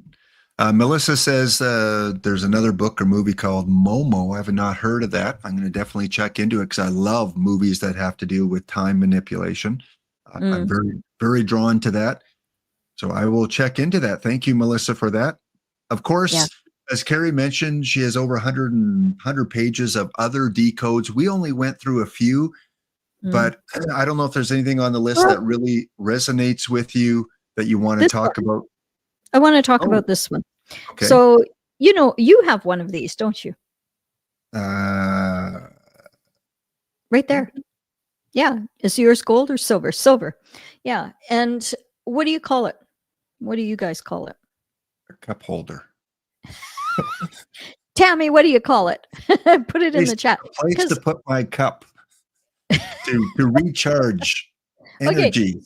So in our workshop, we use these and in the live workshops because you take a little sip of water and then you put water on this and it rejuvenates. It brings the water back to its natural state. And then you take another sip. Wow, what a difference. And I can't remember what these are called. I spent an hour on the internet. Neutralizer. There you go. Geez, your wife is brilliant. Yeah, so neutralizer. It brings back whatever you put on it to its natural state. So if you look at the Aegeus, AEGES, they were the military. And it's actually a Jesus, right? Wow. So no accidents in some of the names that the Wachowskis chose. So the Aegeus prison, there it is. Guess what shape that is? The center circle, the one that's just above his head. It is a neutralizer. And the energy of this is spectacular. There was other scenes. There was when we very first see Cain Wise is that character's name. Again, Cain, biblical, and wise. He's wise. And so when we very first see him, there is a pan and there are 4 boxes with X's in it. And so I asked Chad about that. And that brought me down a whole nother rabbit hole. They were like, oh, you saw that? Yes, those are throwaway scenes that the Wachowski brothers or sisters now put in. They would have been, throwaways that they normally would have, but they wanted those symbols to be seen. And most people just see it as like a pan. But I went, whoa, what are those 4 boxes with the X's? They're glowing. And you'll see it just at the scene where he's coming into the alley. And you'll see the pan. So anyways, basically, again, it's more symbolism. It's, X marks the spot and right here. And 4 is the, north, south, east, west. It is the 4 corners. 4 is such a powerful number. And so there was a huge, deep symbolism there. There were things like the bottle of the stuff, right? The A that The regen, yeah. it had a dragonfly on top of it, and so I put that in there and said, why is there a dragonfly? Well, that is all about rejuvenation, and it is all about finding your power and life force. And oh my gosh, it went into all kinds of depths about that. I asked about the pomegranates that I saw at the hot tub. There were lots of things that I saw. You had a fun time going down the whole. I was making a list. I would go, oh, there's pomegranates beside the hot tub. That was the pool that she went into to reverse her aging process. And I knew pomegranates were something, right? And sure enough, it was all about, again, the rejuvenation, the seeds of life, the blood seeds, right? Because they look like corpuscles, and and it looks like what it is. So there were things that were placed in this movie in virtually every scene. There is a scene where she's cleaning a toilet, and it's just a quick pan. You can barely see it, but above her is a painting of a royal, and it was foretelling that is her future. There were all kinds of stuff like in this film. So I invite you to watch it differently. Watch it and look and go, oh, what does that mean? What does that mean? Look at the names. I mean, the names alone, my goodness me, there were so many. But so, and it goes back to the agnostic or the Gnostic elements, the Abrasic family. It goes back to all kinds of parallels with mythology.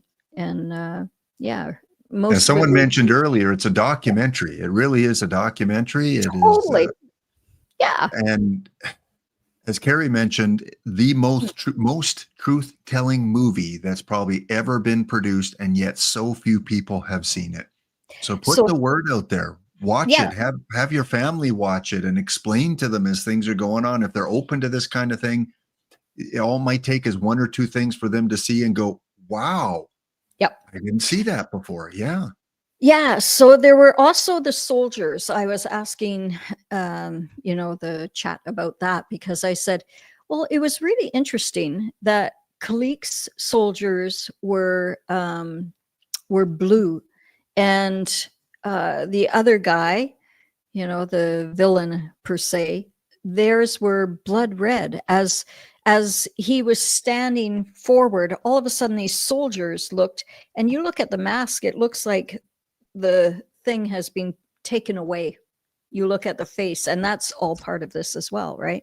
And so I was like, isn't that interesting? We have red, we have blue. Well, what is that? Again, it's about what goes through us. It's our lifeline, and it is the commodity, right? And so they were telling us everything in these symbols. Okay, so these are black with red, and that is the end, when a cell is no longer around, right? But look at the faces. It's like it's being taken robotic away. almost. Yeah. No. If you look at a face that has none of this on it, that's what it looks like, because it's being taken away, right? Yeah. So I'm looking at this going, well, they had red ones too. You look at the other guy and Kalik's, and they had blue and red soldiers as well. And so that is all about this thing that they're disclosing to us. I was having fun, I got to tell you, because it's such a dark subject, but it was like a game. I was going, oh man, look at this one. Look at this one. My husband just was sitting there going, you're having far too much fun decoding this. There was in virtually every scene.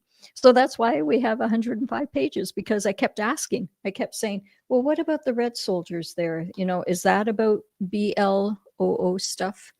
And because it seemed like a symbol to me. And sure enough, that's what he was saying.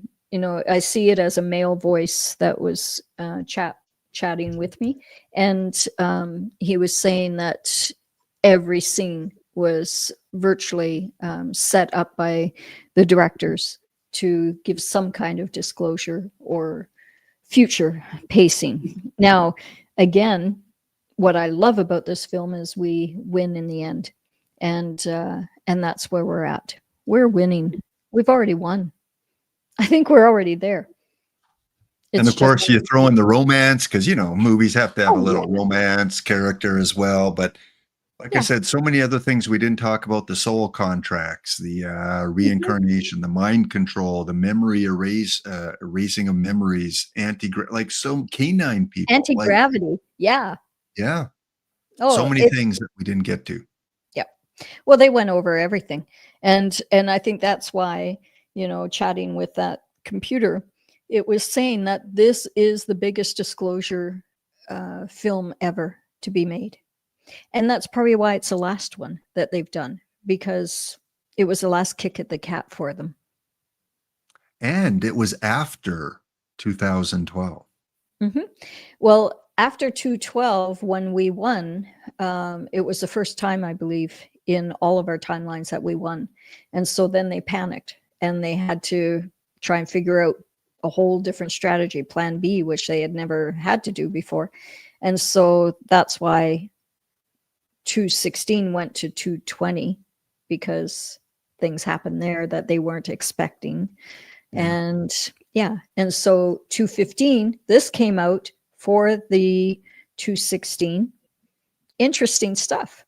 And right, something else on a different timeline was supposed to happen in the 216 election. Yeah. And you look at all the empty cities in that far, far away country. Right. The 50 cities. That was all planned for something else. I had the dream. I tell you guys about that all the time, right? Where I had that dream and I got masks and, you know, a suit for my kids, and I mailed it from England off to Canada, and they really thought I had lost it. But then 4 years later, here we were, right? So thank you guys for indulging us and sharing your stories of the movie as well, and other experiences. So big round of applause to Carrie for doing a lot of the research here and looking into it at a much deeper level. I'm gonna have to rewatch it again, because like you said, there are a lot of things you miss. The person that I got this little screenshot from, I think watched it 24 times. Wow. 24 times she was invested into this movie, and still finding new things all the time. So thank you, Carrie, for that. We do have, let's see, what you got there? These were my notes. So that one, and that one. I kept seeing stuff, you know, like Bob, right? Bob was that robot. Well, Bob is also something that women use. And they actually put that in as a joke, right? Because they knew that it was the robot that women often use.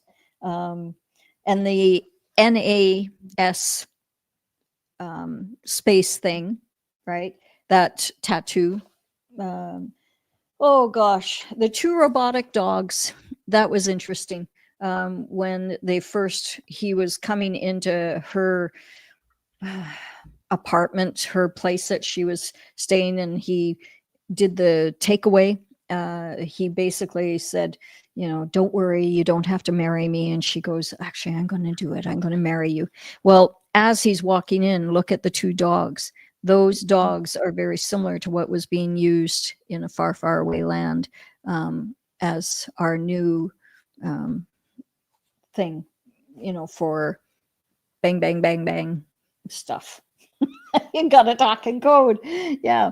Okay. Yeah. So Remember anyways, this character too? Remember this character? This Bob. like That's Bob. that's Bob there. Yeah. Yeah. Look Battery at his operated. hair. Does that look familiar? Yeah. Who is that? I don't know. Yeah. Who's it supposed to look like? I don't know. Not me. Not me. No. But it's funny. Like I didn't know Carrie was doing all this research and she's showing off her binder, but Yep. I've got a lot of stuff here too that's just like Wow. Wow. not as That's many pages incredible. as Carrie though. Yeah. Yeah. The tattoos on the two guys. We didn't talk about that. The bees. Oh my gosh. Okay, so this is really interesting because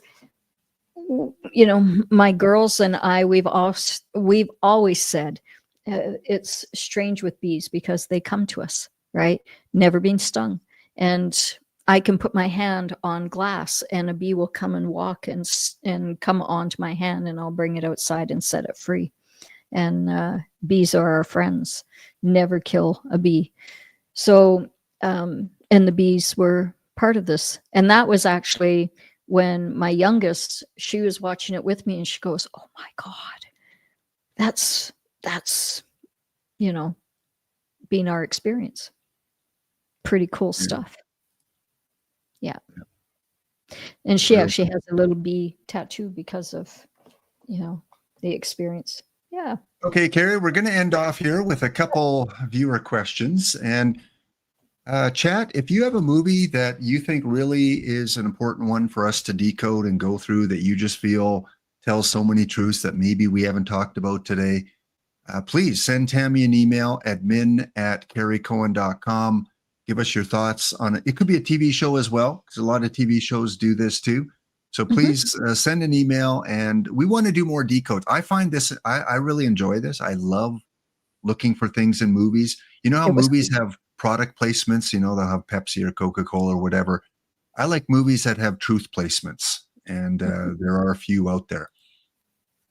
Okay. So I just dropped this card and it's celebrate. So we need to close this decode off celebrating that we've already won. So in your mind, I want you to feel, sense, celebrate that all that stuff is behind us, that they tried their hardest and they did not win. We've won. And so that's what I want everyone to realize, that the bees have won, the trees have won, we have won, and we have stepped into a whole new timeline dimension of consciousness where we are raising up our vibration. And we have already raised up that vibration to a new level. And, have you noticed that crime has gone it? We don't even look for crime anymore. It's peace and joy.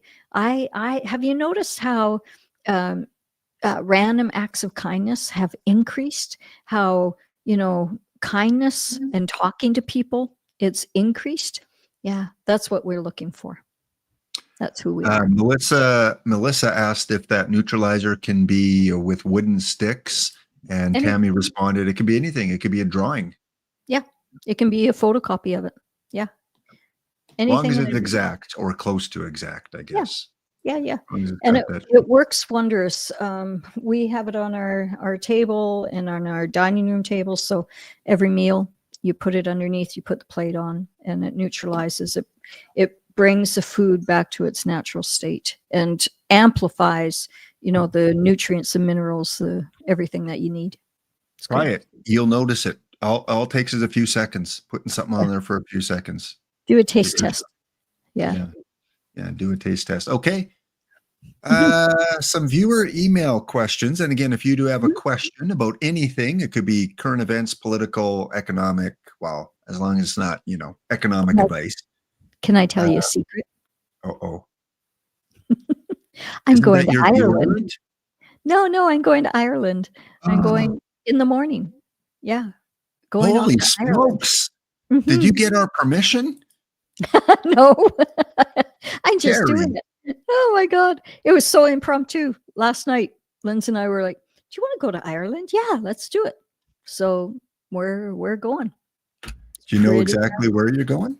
Yes, my family, Richard Walker Burnell, was from County Meath. And so we're going to go and discover. And I looked up Burnells in Ireland. And sure enough, there was a Burnell development there that was land developers. And I was like, oh my God, I was a land developer. I was a builder. That was one of the multi-million-dollar companies that we built. And Burnell Development is a really big builder there. So yeah, County Meath. We're going to, what's it called? Oh, I've forgotten. Yeah, Trim. That's it. TRIM in County Meath. TRIM. Yeah, County Meath. There it is, Ireland. So I have no family left other than some nieces and nephews and my girls, right? Mom and dad, sister, brother, everyone's gone. Most of my aunts, uncles. And there's only 118 families left with the last name of Burnell, the Irish way, right? BY, like O'Byrnes. And so, yeah, I'm going to go and look up some family while I'm there because that should be really interesting. All right, Chad, if you want to book a trip to Trim, Ireland for tomorrow, Carrie will be doing book signings at the Castle Arch Hotel from 1 p.m. until 9 p.m. Just hop on a train and boat and plane and go over to Trim, Ireland. They got a castle there. Yes, Trim Castle. Yes. Look at that. Check that out. Yeah. You can go visit the Sheep Gate. Wow. That. Who knew? Yeah. God, you're finding places I didn't even know existed. Yeah. Well, you're going to have to take some pictures and show off because look at this. This is beautiful. Incredible. Yeah. Oh, look, a little white guardian. Oh, it looks like my Bella. Oh.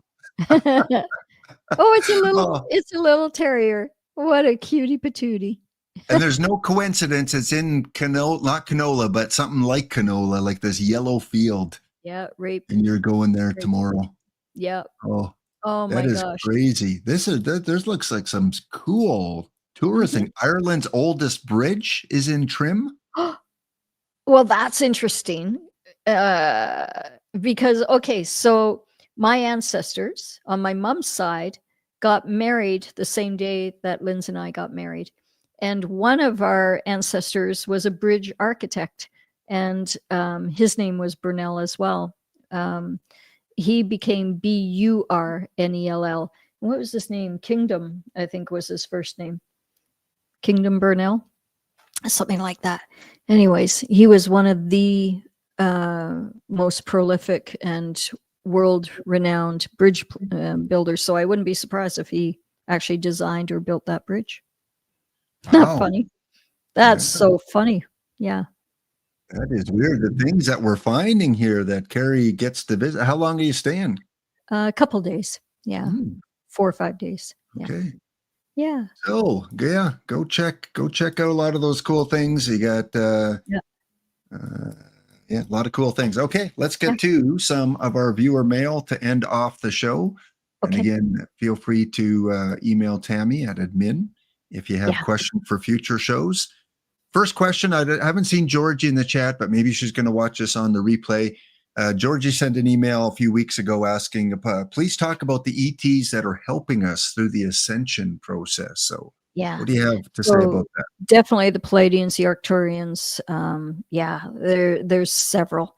And that is, they're the helpers, we'll say. So when you are asking for your spirit guides and those that are from another dimension or from another species that are here to help us for our best and highest good, you'll often experience those that are from the Pleiades. They're beautiful, very, very wise beings. So. And Carrie, do people, I think it's an obvious question, but do people ascend at different rates or? Of What is course. that? Yeah. Yeah. Of course. Yeah. You know, there's like this whole debate of young souls and old souls on the planet. And I think we talked about this, that I think we all have come from the same place, right? Which is source energy. So we're all like the same age. We're all at different levels of consciousness because we've had different experiences. So if you've been here many times, you would be considered an old soul because you're used to it, you know? But if this is your first time here, you're no different than me and you, but you're learning the ropes here. So you would be considered a new soul. But really, you're the same age per se, because you're same essence. You're the same. It's like we all come from a lake and we're just droplets that have come from that lake, but we're in essence the same, composition, right? Yeah, when we were at K Days, there was an Aboriginal room, Right. and one of your friends there, the Métis Aboriginal lady, she was Yeah. actually talking about this, and I Same found it an thing. amazing story. We're going to have her on the show at some point, but she Yeah. was talking about that souls are all the same age. It's kind of like a Big Bang kind of thing. She kind of said Yeah. that they all come out, but not all souls choose to come to Earth. No. And some come to Gotcha. Earth several times. And so those, as Carrie said, that come to Earth several times would be considered an old soul because they've been here many times. However, there may be souls that have just come here for the first time and are experiencing it. So we see them Totally. as a newer, younger soul.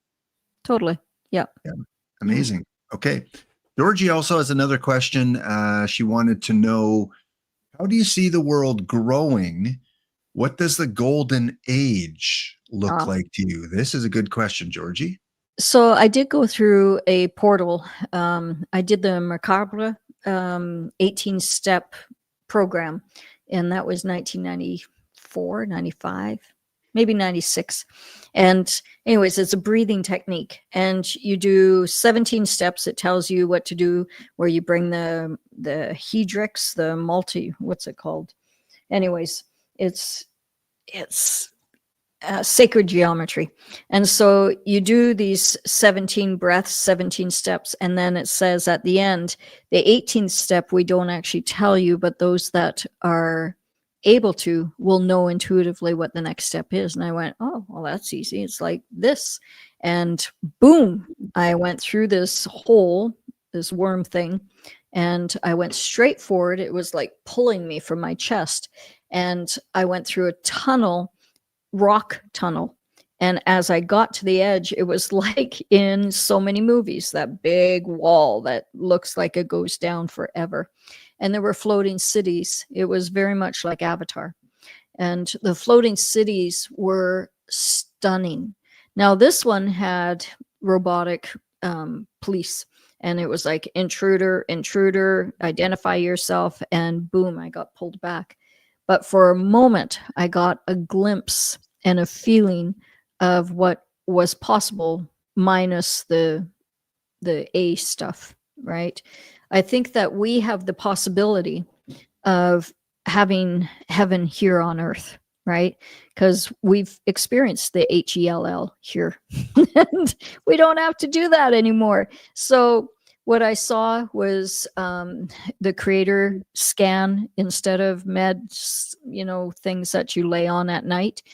We don't need that actually because we have it all within. So you can actually scan, put a beam of light all the way through you. And as a beam of light goes through you, it heals every cell of your beingness. Just visualize it and bring the scan back up and then up to the heavens.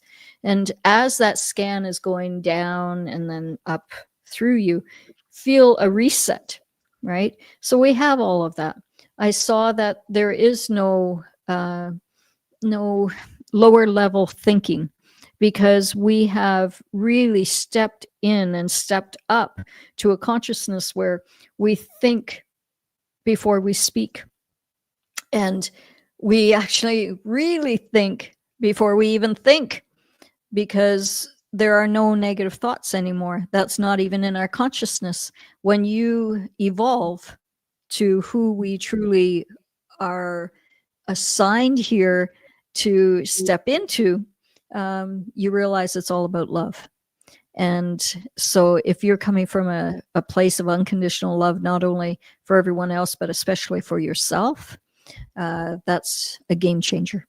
And so it changes our entire environment, where you don't have to work because everything is here. We're not even dependent upon food anymore, because you get all the nourishment from the sun, right? And the rain. Like, we have everything that we need here. And I don't believe that we actually, even as we evolve, right now we still need food, we still need water, but I think our evolved selves don't need that. Absolutely. And I think back to Tartaria and the talks about Tartaria and the beautiful civilizations of Tartaria and the advancement. We are a pretty primitive society compared to what's been on this planet before, I believe. And I think we're going to get back to that. And like you said, we're going to be able to live this kind of life. How long it takes, who knows? That's up to us, really, to create that. But if you don't know anything about Tartaria, maybe that's a topic for another show. But it's beautiful. And all these buildings that they try to destroy and leave no remnants of through war and destruction, and you can still see, you can still see the antennas that were used for the energy, and the chapels and the everything in the architecture is all used. It's what I see there is, I heard that it's like the arrow. My daughter was into archery, and you have to pull the arrow back. It has to go backwards, and you have to let go before it can go forward. So we have to go backwards in order to go forward in our timeline and step into our ideal selves' lives. It's pretty cool. Pretty cool. Okay, yeah, that'd be a good topic for another show. We've got one more question, and this one from Lynn. Lynn sent this in to Tammy at admin. And which one? Oh, we didn't talk about the Golden Age, though. I guess that kind of encompasses what the Golden Age looks like, because Mr. T, talks about the Golden Dome. He talks about the Golden Age, the Golden Era. Does that involve gold, physical gold, wealth for everyone? I think it does. I think I don't see the dome, though. I don't think we need that dome. Do you remember, I don't know if you guys had it in your elementary school, but there was mandatory reading, and it was a futuristic city that we had to read about, where everyone lived underneath this dome and the sun was blocked out, right? And do you remember that as a kid, having to read that? It was so depressing. I didn't like that book at all, because it was limiting. And the big thing was leaving the dome and going out into the world, where it was, lightning and chaos. But in the dome, you were SAFE. And I didn't like that book at all. But again, I think it was future pacing for something that they are trying to do. And it was something that we all had to read, like in grade, I don't know, 6 or 7. And I read at a grade 3 level, so it was really difficult for me to read it. But this is where my interview skills started, was in elementary school, because we'd have to stand and do a book report, and I would go early and talk to everyone in the hallway, say, what did you think about that book? Because I hadn't read it, right? And then I'd stand in front of the class and give a book report, because thankfully I wasn't the first one called, and I could hear enough of other people, and I would tell this story. I think it's been wiped clean. I haven't seen it for years, but some of you might remember it. And it was a very disturbing book. It was sort of like Edgar Allan Poe's, Under the Boards. I can't remember that one either, but it was someone that was underneath the boards, and we had to read that one too. And that, again, I think, was putting us into a mindset. So instead, I read things. The one book I ever read was called The Chrysalids, and I don't know if you remember that one. It was about mutants of a future civilization, and they had gifts. They were telepathic. And I was like, oh my God, there are other people like me. Oh my God. And I loved that book because it really spoke to being different, you know, and it gave me hope for our future. So it was a great, great book. And not to be confused with some of these dark entities out there that put out information like this guy here. Yeah, This is the guy you got to be really aware of. His totally. book, Under the Dome, paints a very dystopian kind of. All his books do. Like he's been told what's going on. He knows what's going on, and he's been told this is what used to be going on. reveal. No. What used to be going on, but Right. that's not our future anymore, and that's what's really exciting. We are so on a different path. So let's go back to that question. What do we see as the future? Well, what I saw was that glimpse of the floating city, and it was extraordinary. It was brilliant white light. It was like a crystal palace floating, and pure love, pure light. It wasn't here on this plane, it was elsewhere. But I think here we can have, you know, in Celestine Prophecy, they talk about the gardens and how they become vibrant colors. I've witnessed that too. And I've seen it here on Earth, where all of a sudden it's like glowing green, different shades of green, but like neon, vibrant, buzzing green colors in the forest and the flowers. And so we are not seeing our reality that is already here. So I want you to start going, okay, I want to see the trees as they truly are. I want to see the flowers as they truly are here on this planet. This is a great book to start out with. If you are just starting on your spiritual journey, I would get Celestine Prophecy and start with that, because it's talking about the series of prophecies, right? The scrolls, and each one, I would suggest read a chapter and put it down for a day or two, because things are going to start happening for you. And whether you're really advanced or not, still, it's a good one to go back to for basics. And then read another chapter, and things will come up for you. It's really Charles exciting. says, I've seen samples of the prophecy. Example 1, Rosebush. Yeah. Melissa enjoys it as well. Valerie read it as soon as they came out. Lynn says it's a movie too now. Yep. Movie was not as well of a production.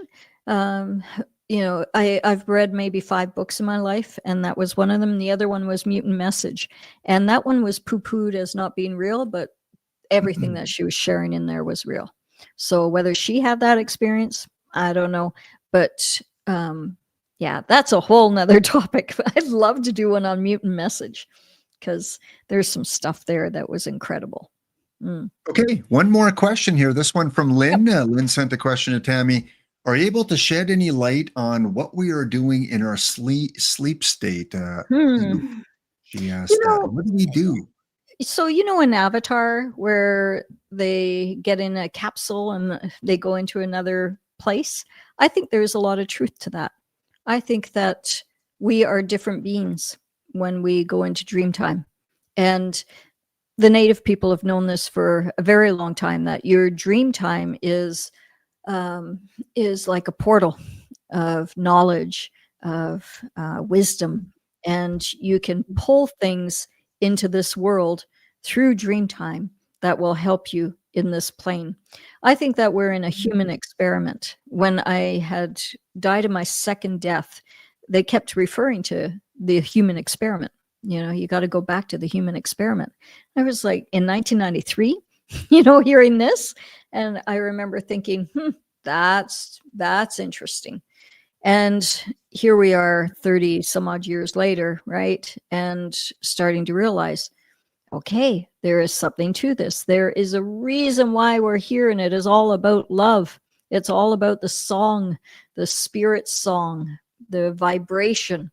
And I think there was a anime movie years ago, and it was a little boy that was going through all kinds of tests, challenges, and there was a point where he had to walk over a huge cavern, and it was empty, and he had to have the faith to walk over the bridge and realize that he was powerful. And I think that's why we're here, is to get to such a level of faith that we are able to do whatever it is that we desire, including walking over something that appears to not be there.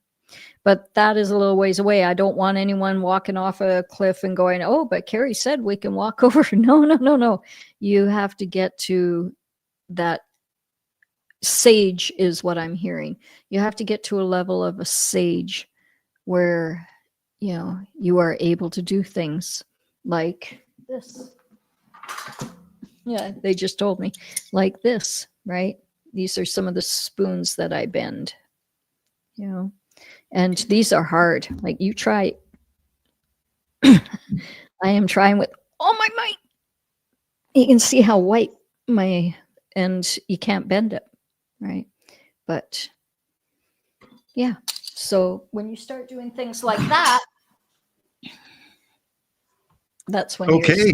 And speaking of books, if you haven't read, if you're new to our channel and haven't read The 5 Lessons of Life, please go pick that up on Amazon, Barnes and Nobles, Chapters, Indigo, wherever books are sold in many different languages. You can pick up The 5 Lessons of Life, and go check out Carrie's website, carriecohen.com. You can pick up your free gift, the MP3 recording of Financial Success, and also check out the other things on the website. You can book a private session. If you think what you're hearing from Carrie on these podcasts are amazing, you haven't heard anything yet, go book a private session, because Carrie will change your life in a short period of time. Oh, don't have the music one up yet, but that will come up soon, I believe. We're getting I was there. planning that today, and time went away. Oh my goodness. But yeah, go check out the website. Lots of things there, including some 10-minute meditations if you want some guidance on meditations. So again, we're having some challenges, technical errors. I just learned today that people were trying to sign up for these courses and it's not going through with their credit cards. So over the weekend, while I'm traveling, that's what I'm going to be doing. I really need to hire someone that knows all about websites and is able to set up pages and do all of that for us. So if you know anyone, don't have a budget yet, because that leads us to sponsorship. If you guys can subscribe and like our channels and subscribe with YouTube and here, we're so close to being monetized on YouTube. We have to get 4,000 watched hours. And I just got my channel back, a month and a half, 2 months ago now, 2 months. And so we're almost at 4,000 hours watch time. But once we get there, then we'll actually be able to apply for monetization. So excited. Yes, and you can also help us out by listening to or purchasing our release of the Mystic Compass soundtrack. The music you hear at the beginning and the end of the show, many of those songs are on this soundtrack. Carrie and I, when she finishes her little vacation and we get into the fall time, we'll work on a volume 2. I've already got some ideas for songs for a second volume. And you can also check out her latest release, Caught the Next Bus, now on Spotify, YouTube, Amazon, iTunes, all those. iHeart, yeah, all those kind of things, you can find it out. So, and if you've been watching us for the last 2 hours, please leave a like. Please share it out. Again, doesn't cost you anything. Keeps us on the air. Yeah, it does. Share it out. This will keep us on the air, Twitch, as Carol said.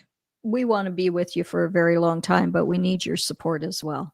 And so please like it. Definitely at least like it. But if you can buy us a coffee every month, that would be nice too, with a subscription, right?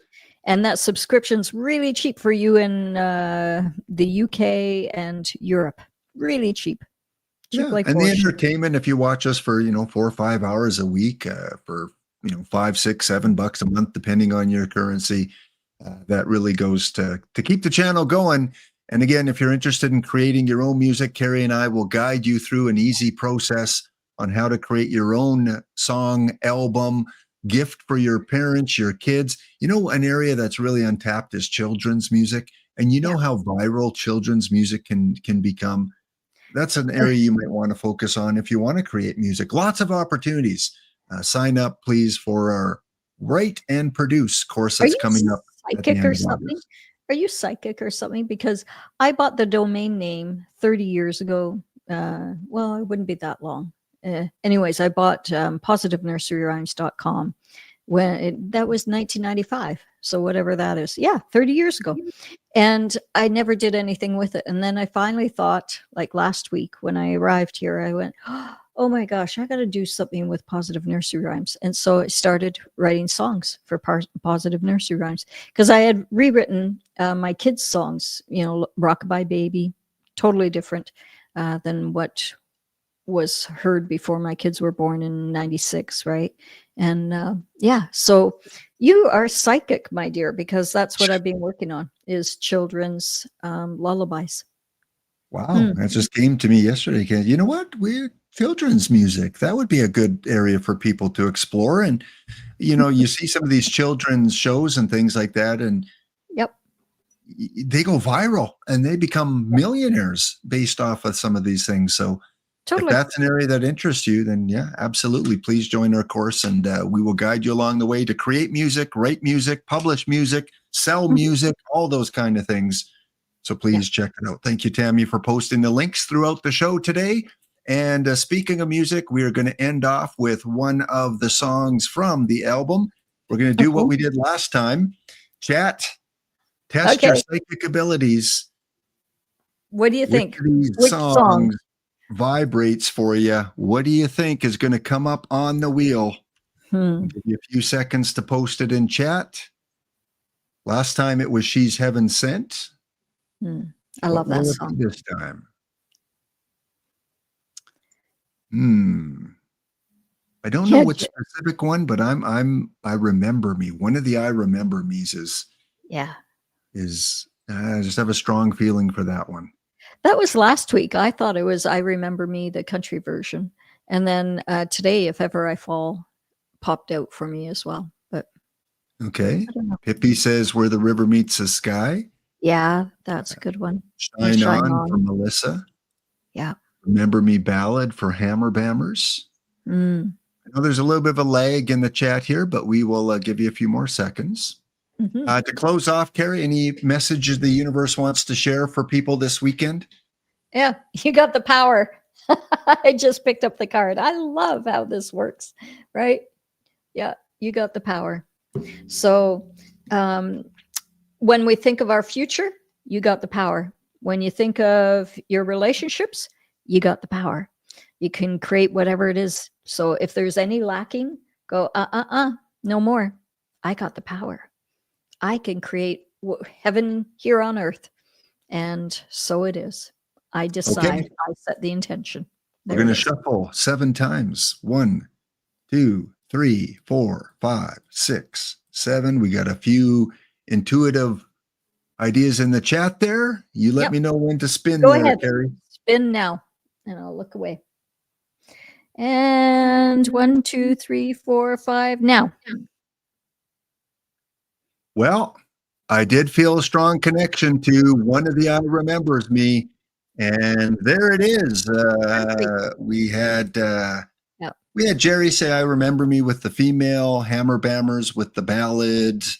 So, you know, I consider that a victory as well. You got the Remember Me part. I got that last week. That was the one that popped out for me last week was I Remember Me Country. And then If Ever I Fall that might be next week's.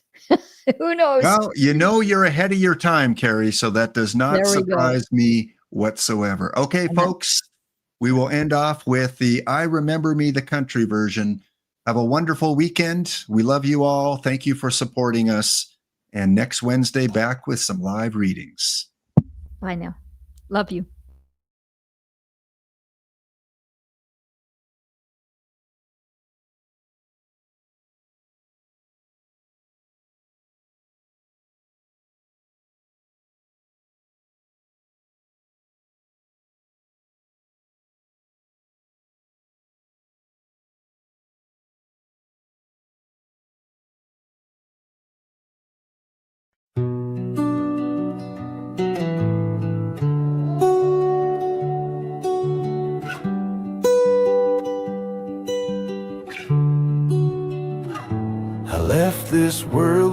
tears in my eyes, but heaven held me in the softest light.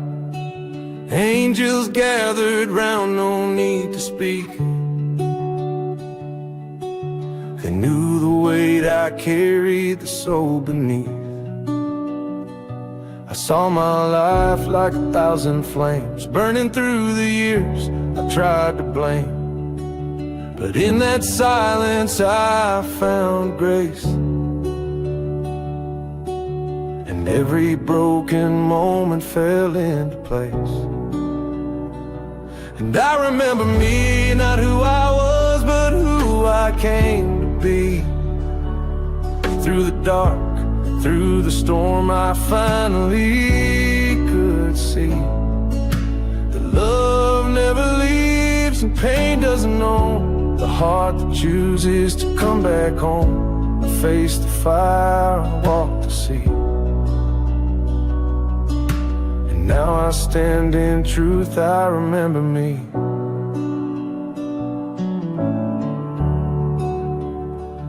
There was a man with eyes like gold. He showed me things I'd never been told. Said your time's not done, you've more to give. It's not just about surviving, it's learning how to live. I fell to earth with open hands, stronger now than I'd ever planned. With every scar I found my voice. Forgiveness turned my pain into a choice. And I remember me, not who I was, but who I came to be. Through the dark, through the storm, I finally could see that love never leaves and pain doesn't know. The heart that chooses to come back home. I faced the fire, walked the sea. And now I stand in truth, I remember me.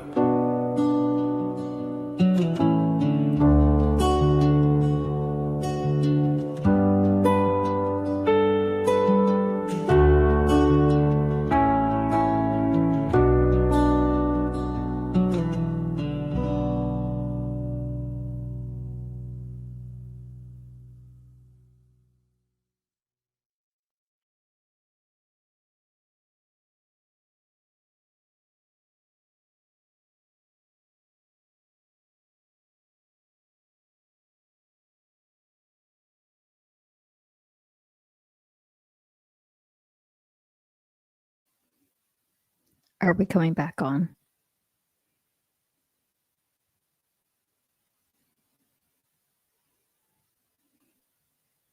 Just wait, Carrie. The video's almost done. Just wait. People can hear you. People can hear you, Carrie. Come on, Carrie. Come on. Be patient. You're not a very patient person. Well, I can imagine you. Leave. I can imagine you on Christmas Eve. Well, Oh, they know there's a bonus section sometimes. They'll wait. Yep. We got a few people hanging around. Look, they're going to make a comment on chat. Okay, chat, let us know you're still here. Who is still here after the end of the show, waiting to see the bonus content? Carrie's going to dance and sing for us. And I got some Okay. cards. Okay, Yeah. Go ahead, Carrie. And at Christmas, I got to tell you, birthday, Christmas, family try to surprise me. It's so sad. They can't surprise me. Okay. I can imagine. So when you remember who you are, not the person that you thought you were, but the person that you came here to be, you let go of the snakes in the world, right? You let go of those guys because you got the power. Just hold out and grab that light, bring it in and plant your seeds, set your intention, plant the seeds of what it is that you desire to be, have, and do here, because you are wealthy, you are abundant, you've got everything that you need here on this planet. So set yourself free and fly into your dreams, fly into the outcome that you desire, because you realize we are all the Jupiter Joneses of this planet, and we all own our own reality. We are here as the owners of this, right? This essence. And so in the ownership, you need to decide you are the CEO of your own company, your own traveler, right? And you need to decide how you're going to not only treat it, but be within it. So remember who you are and fly. And that's a very good gift to have there, Cheryl. It's a very good gift.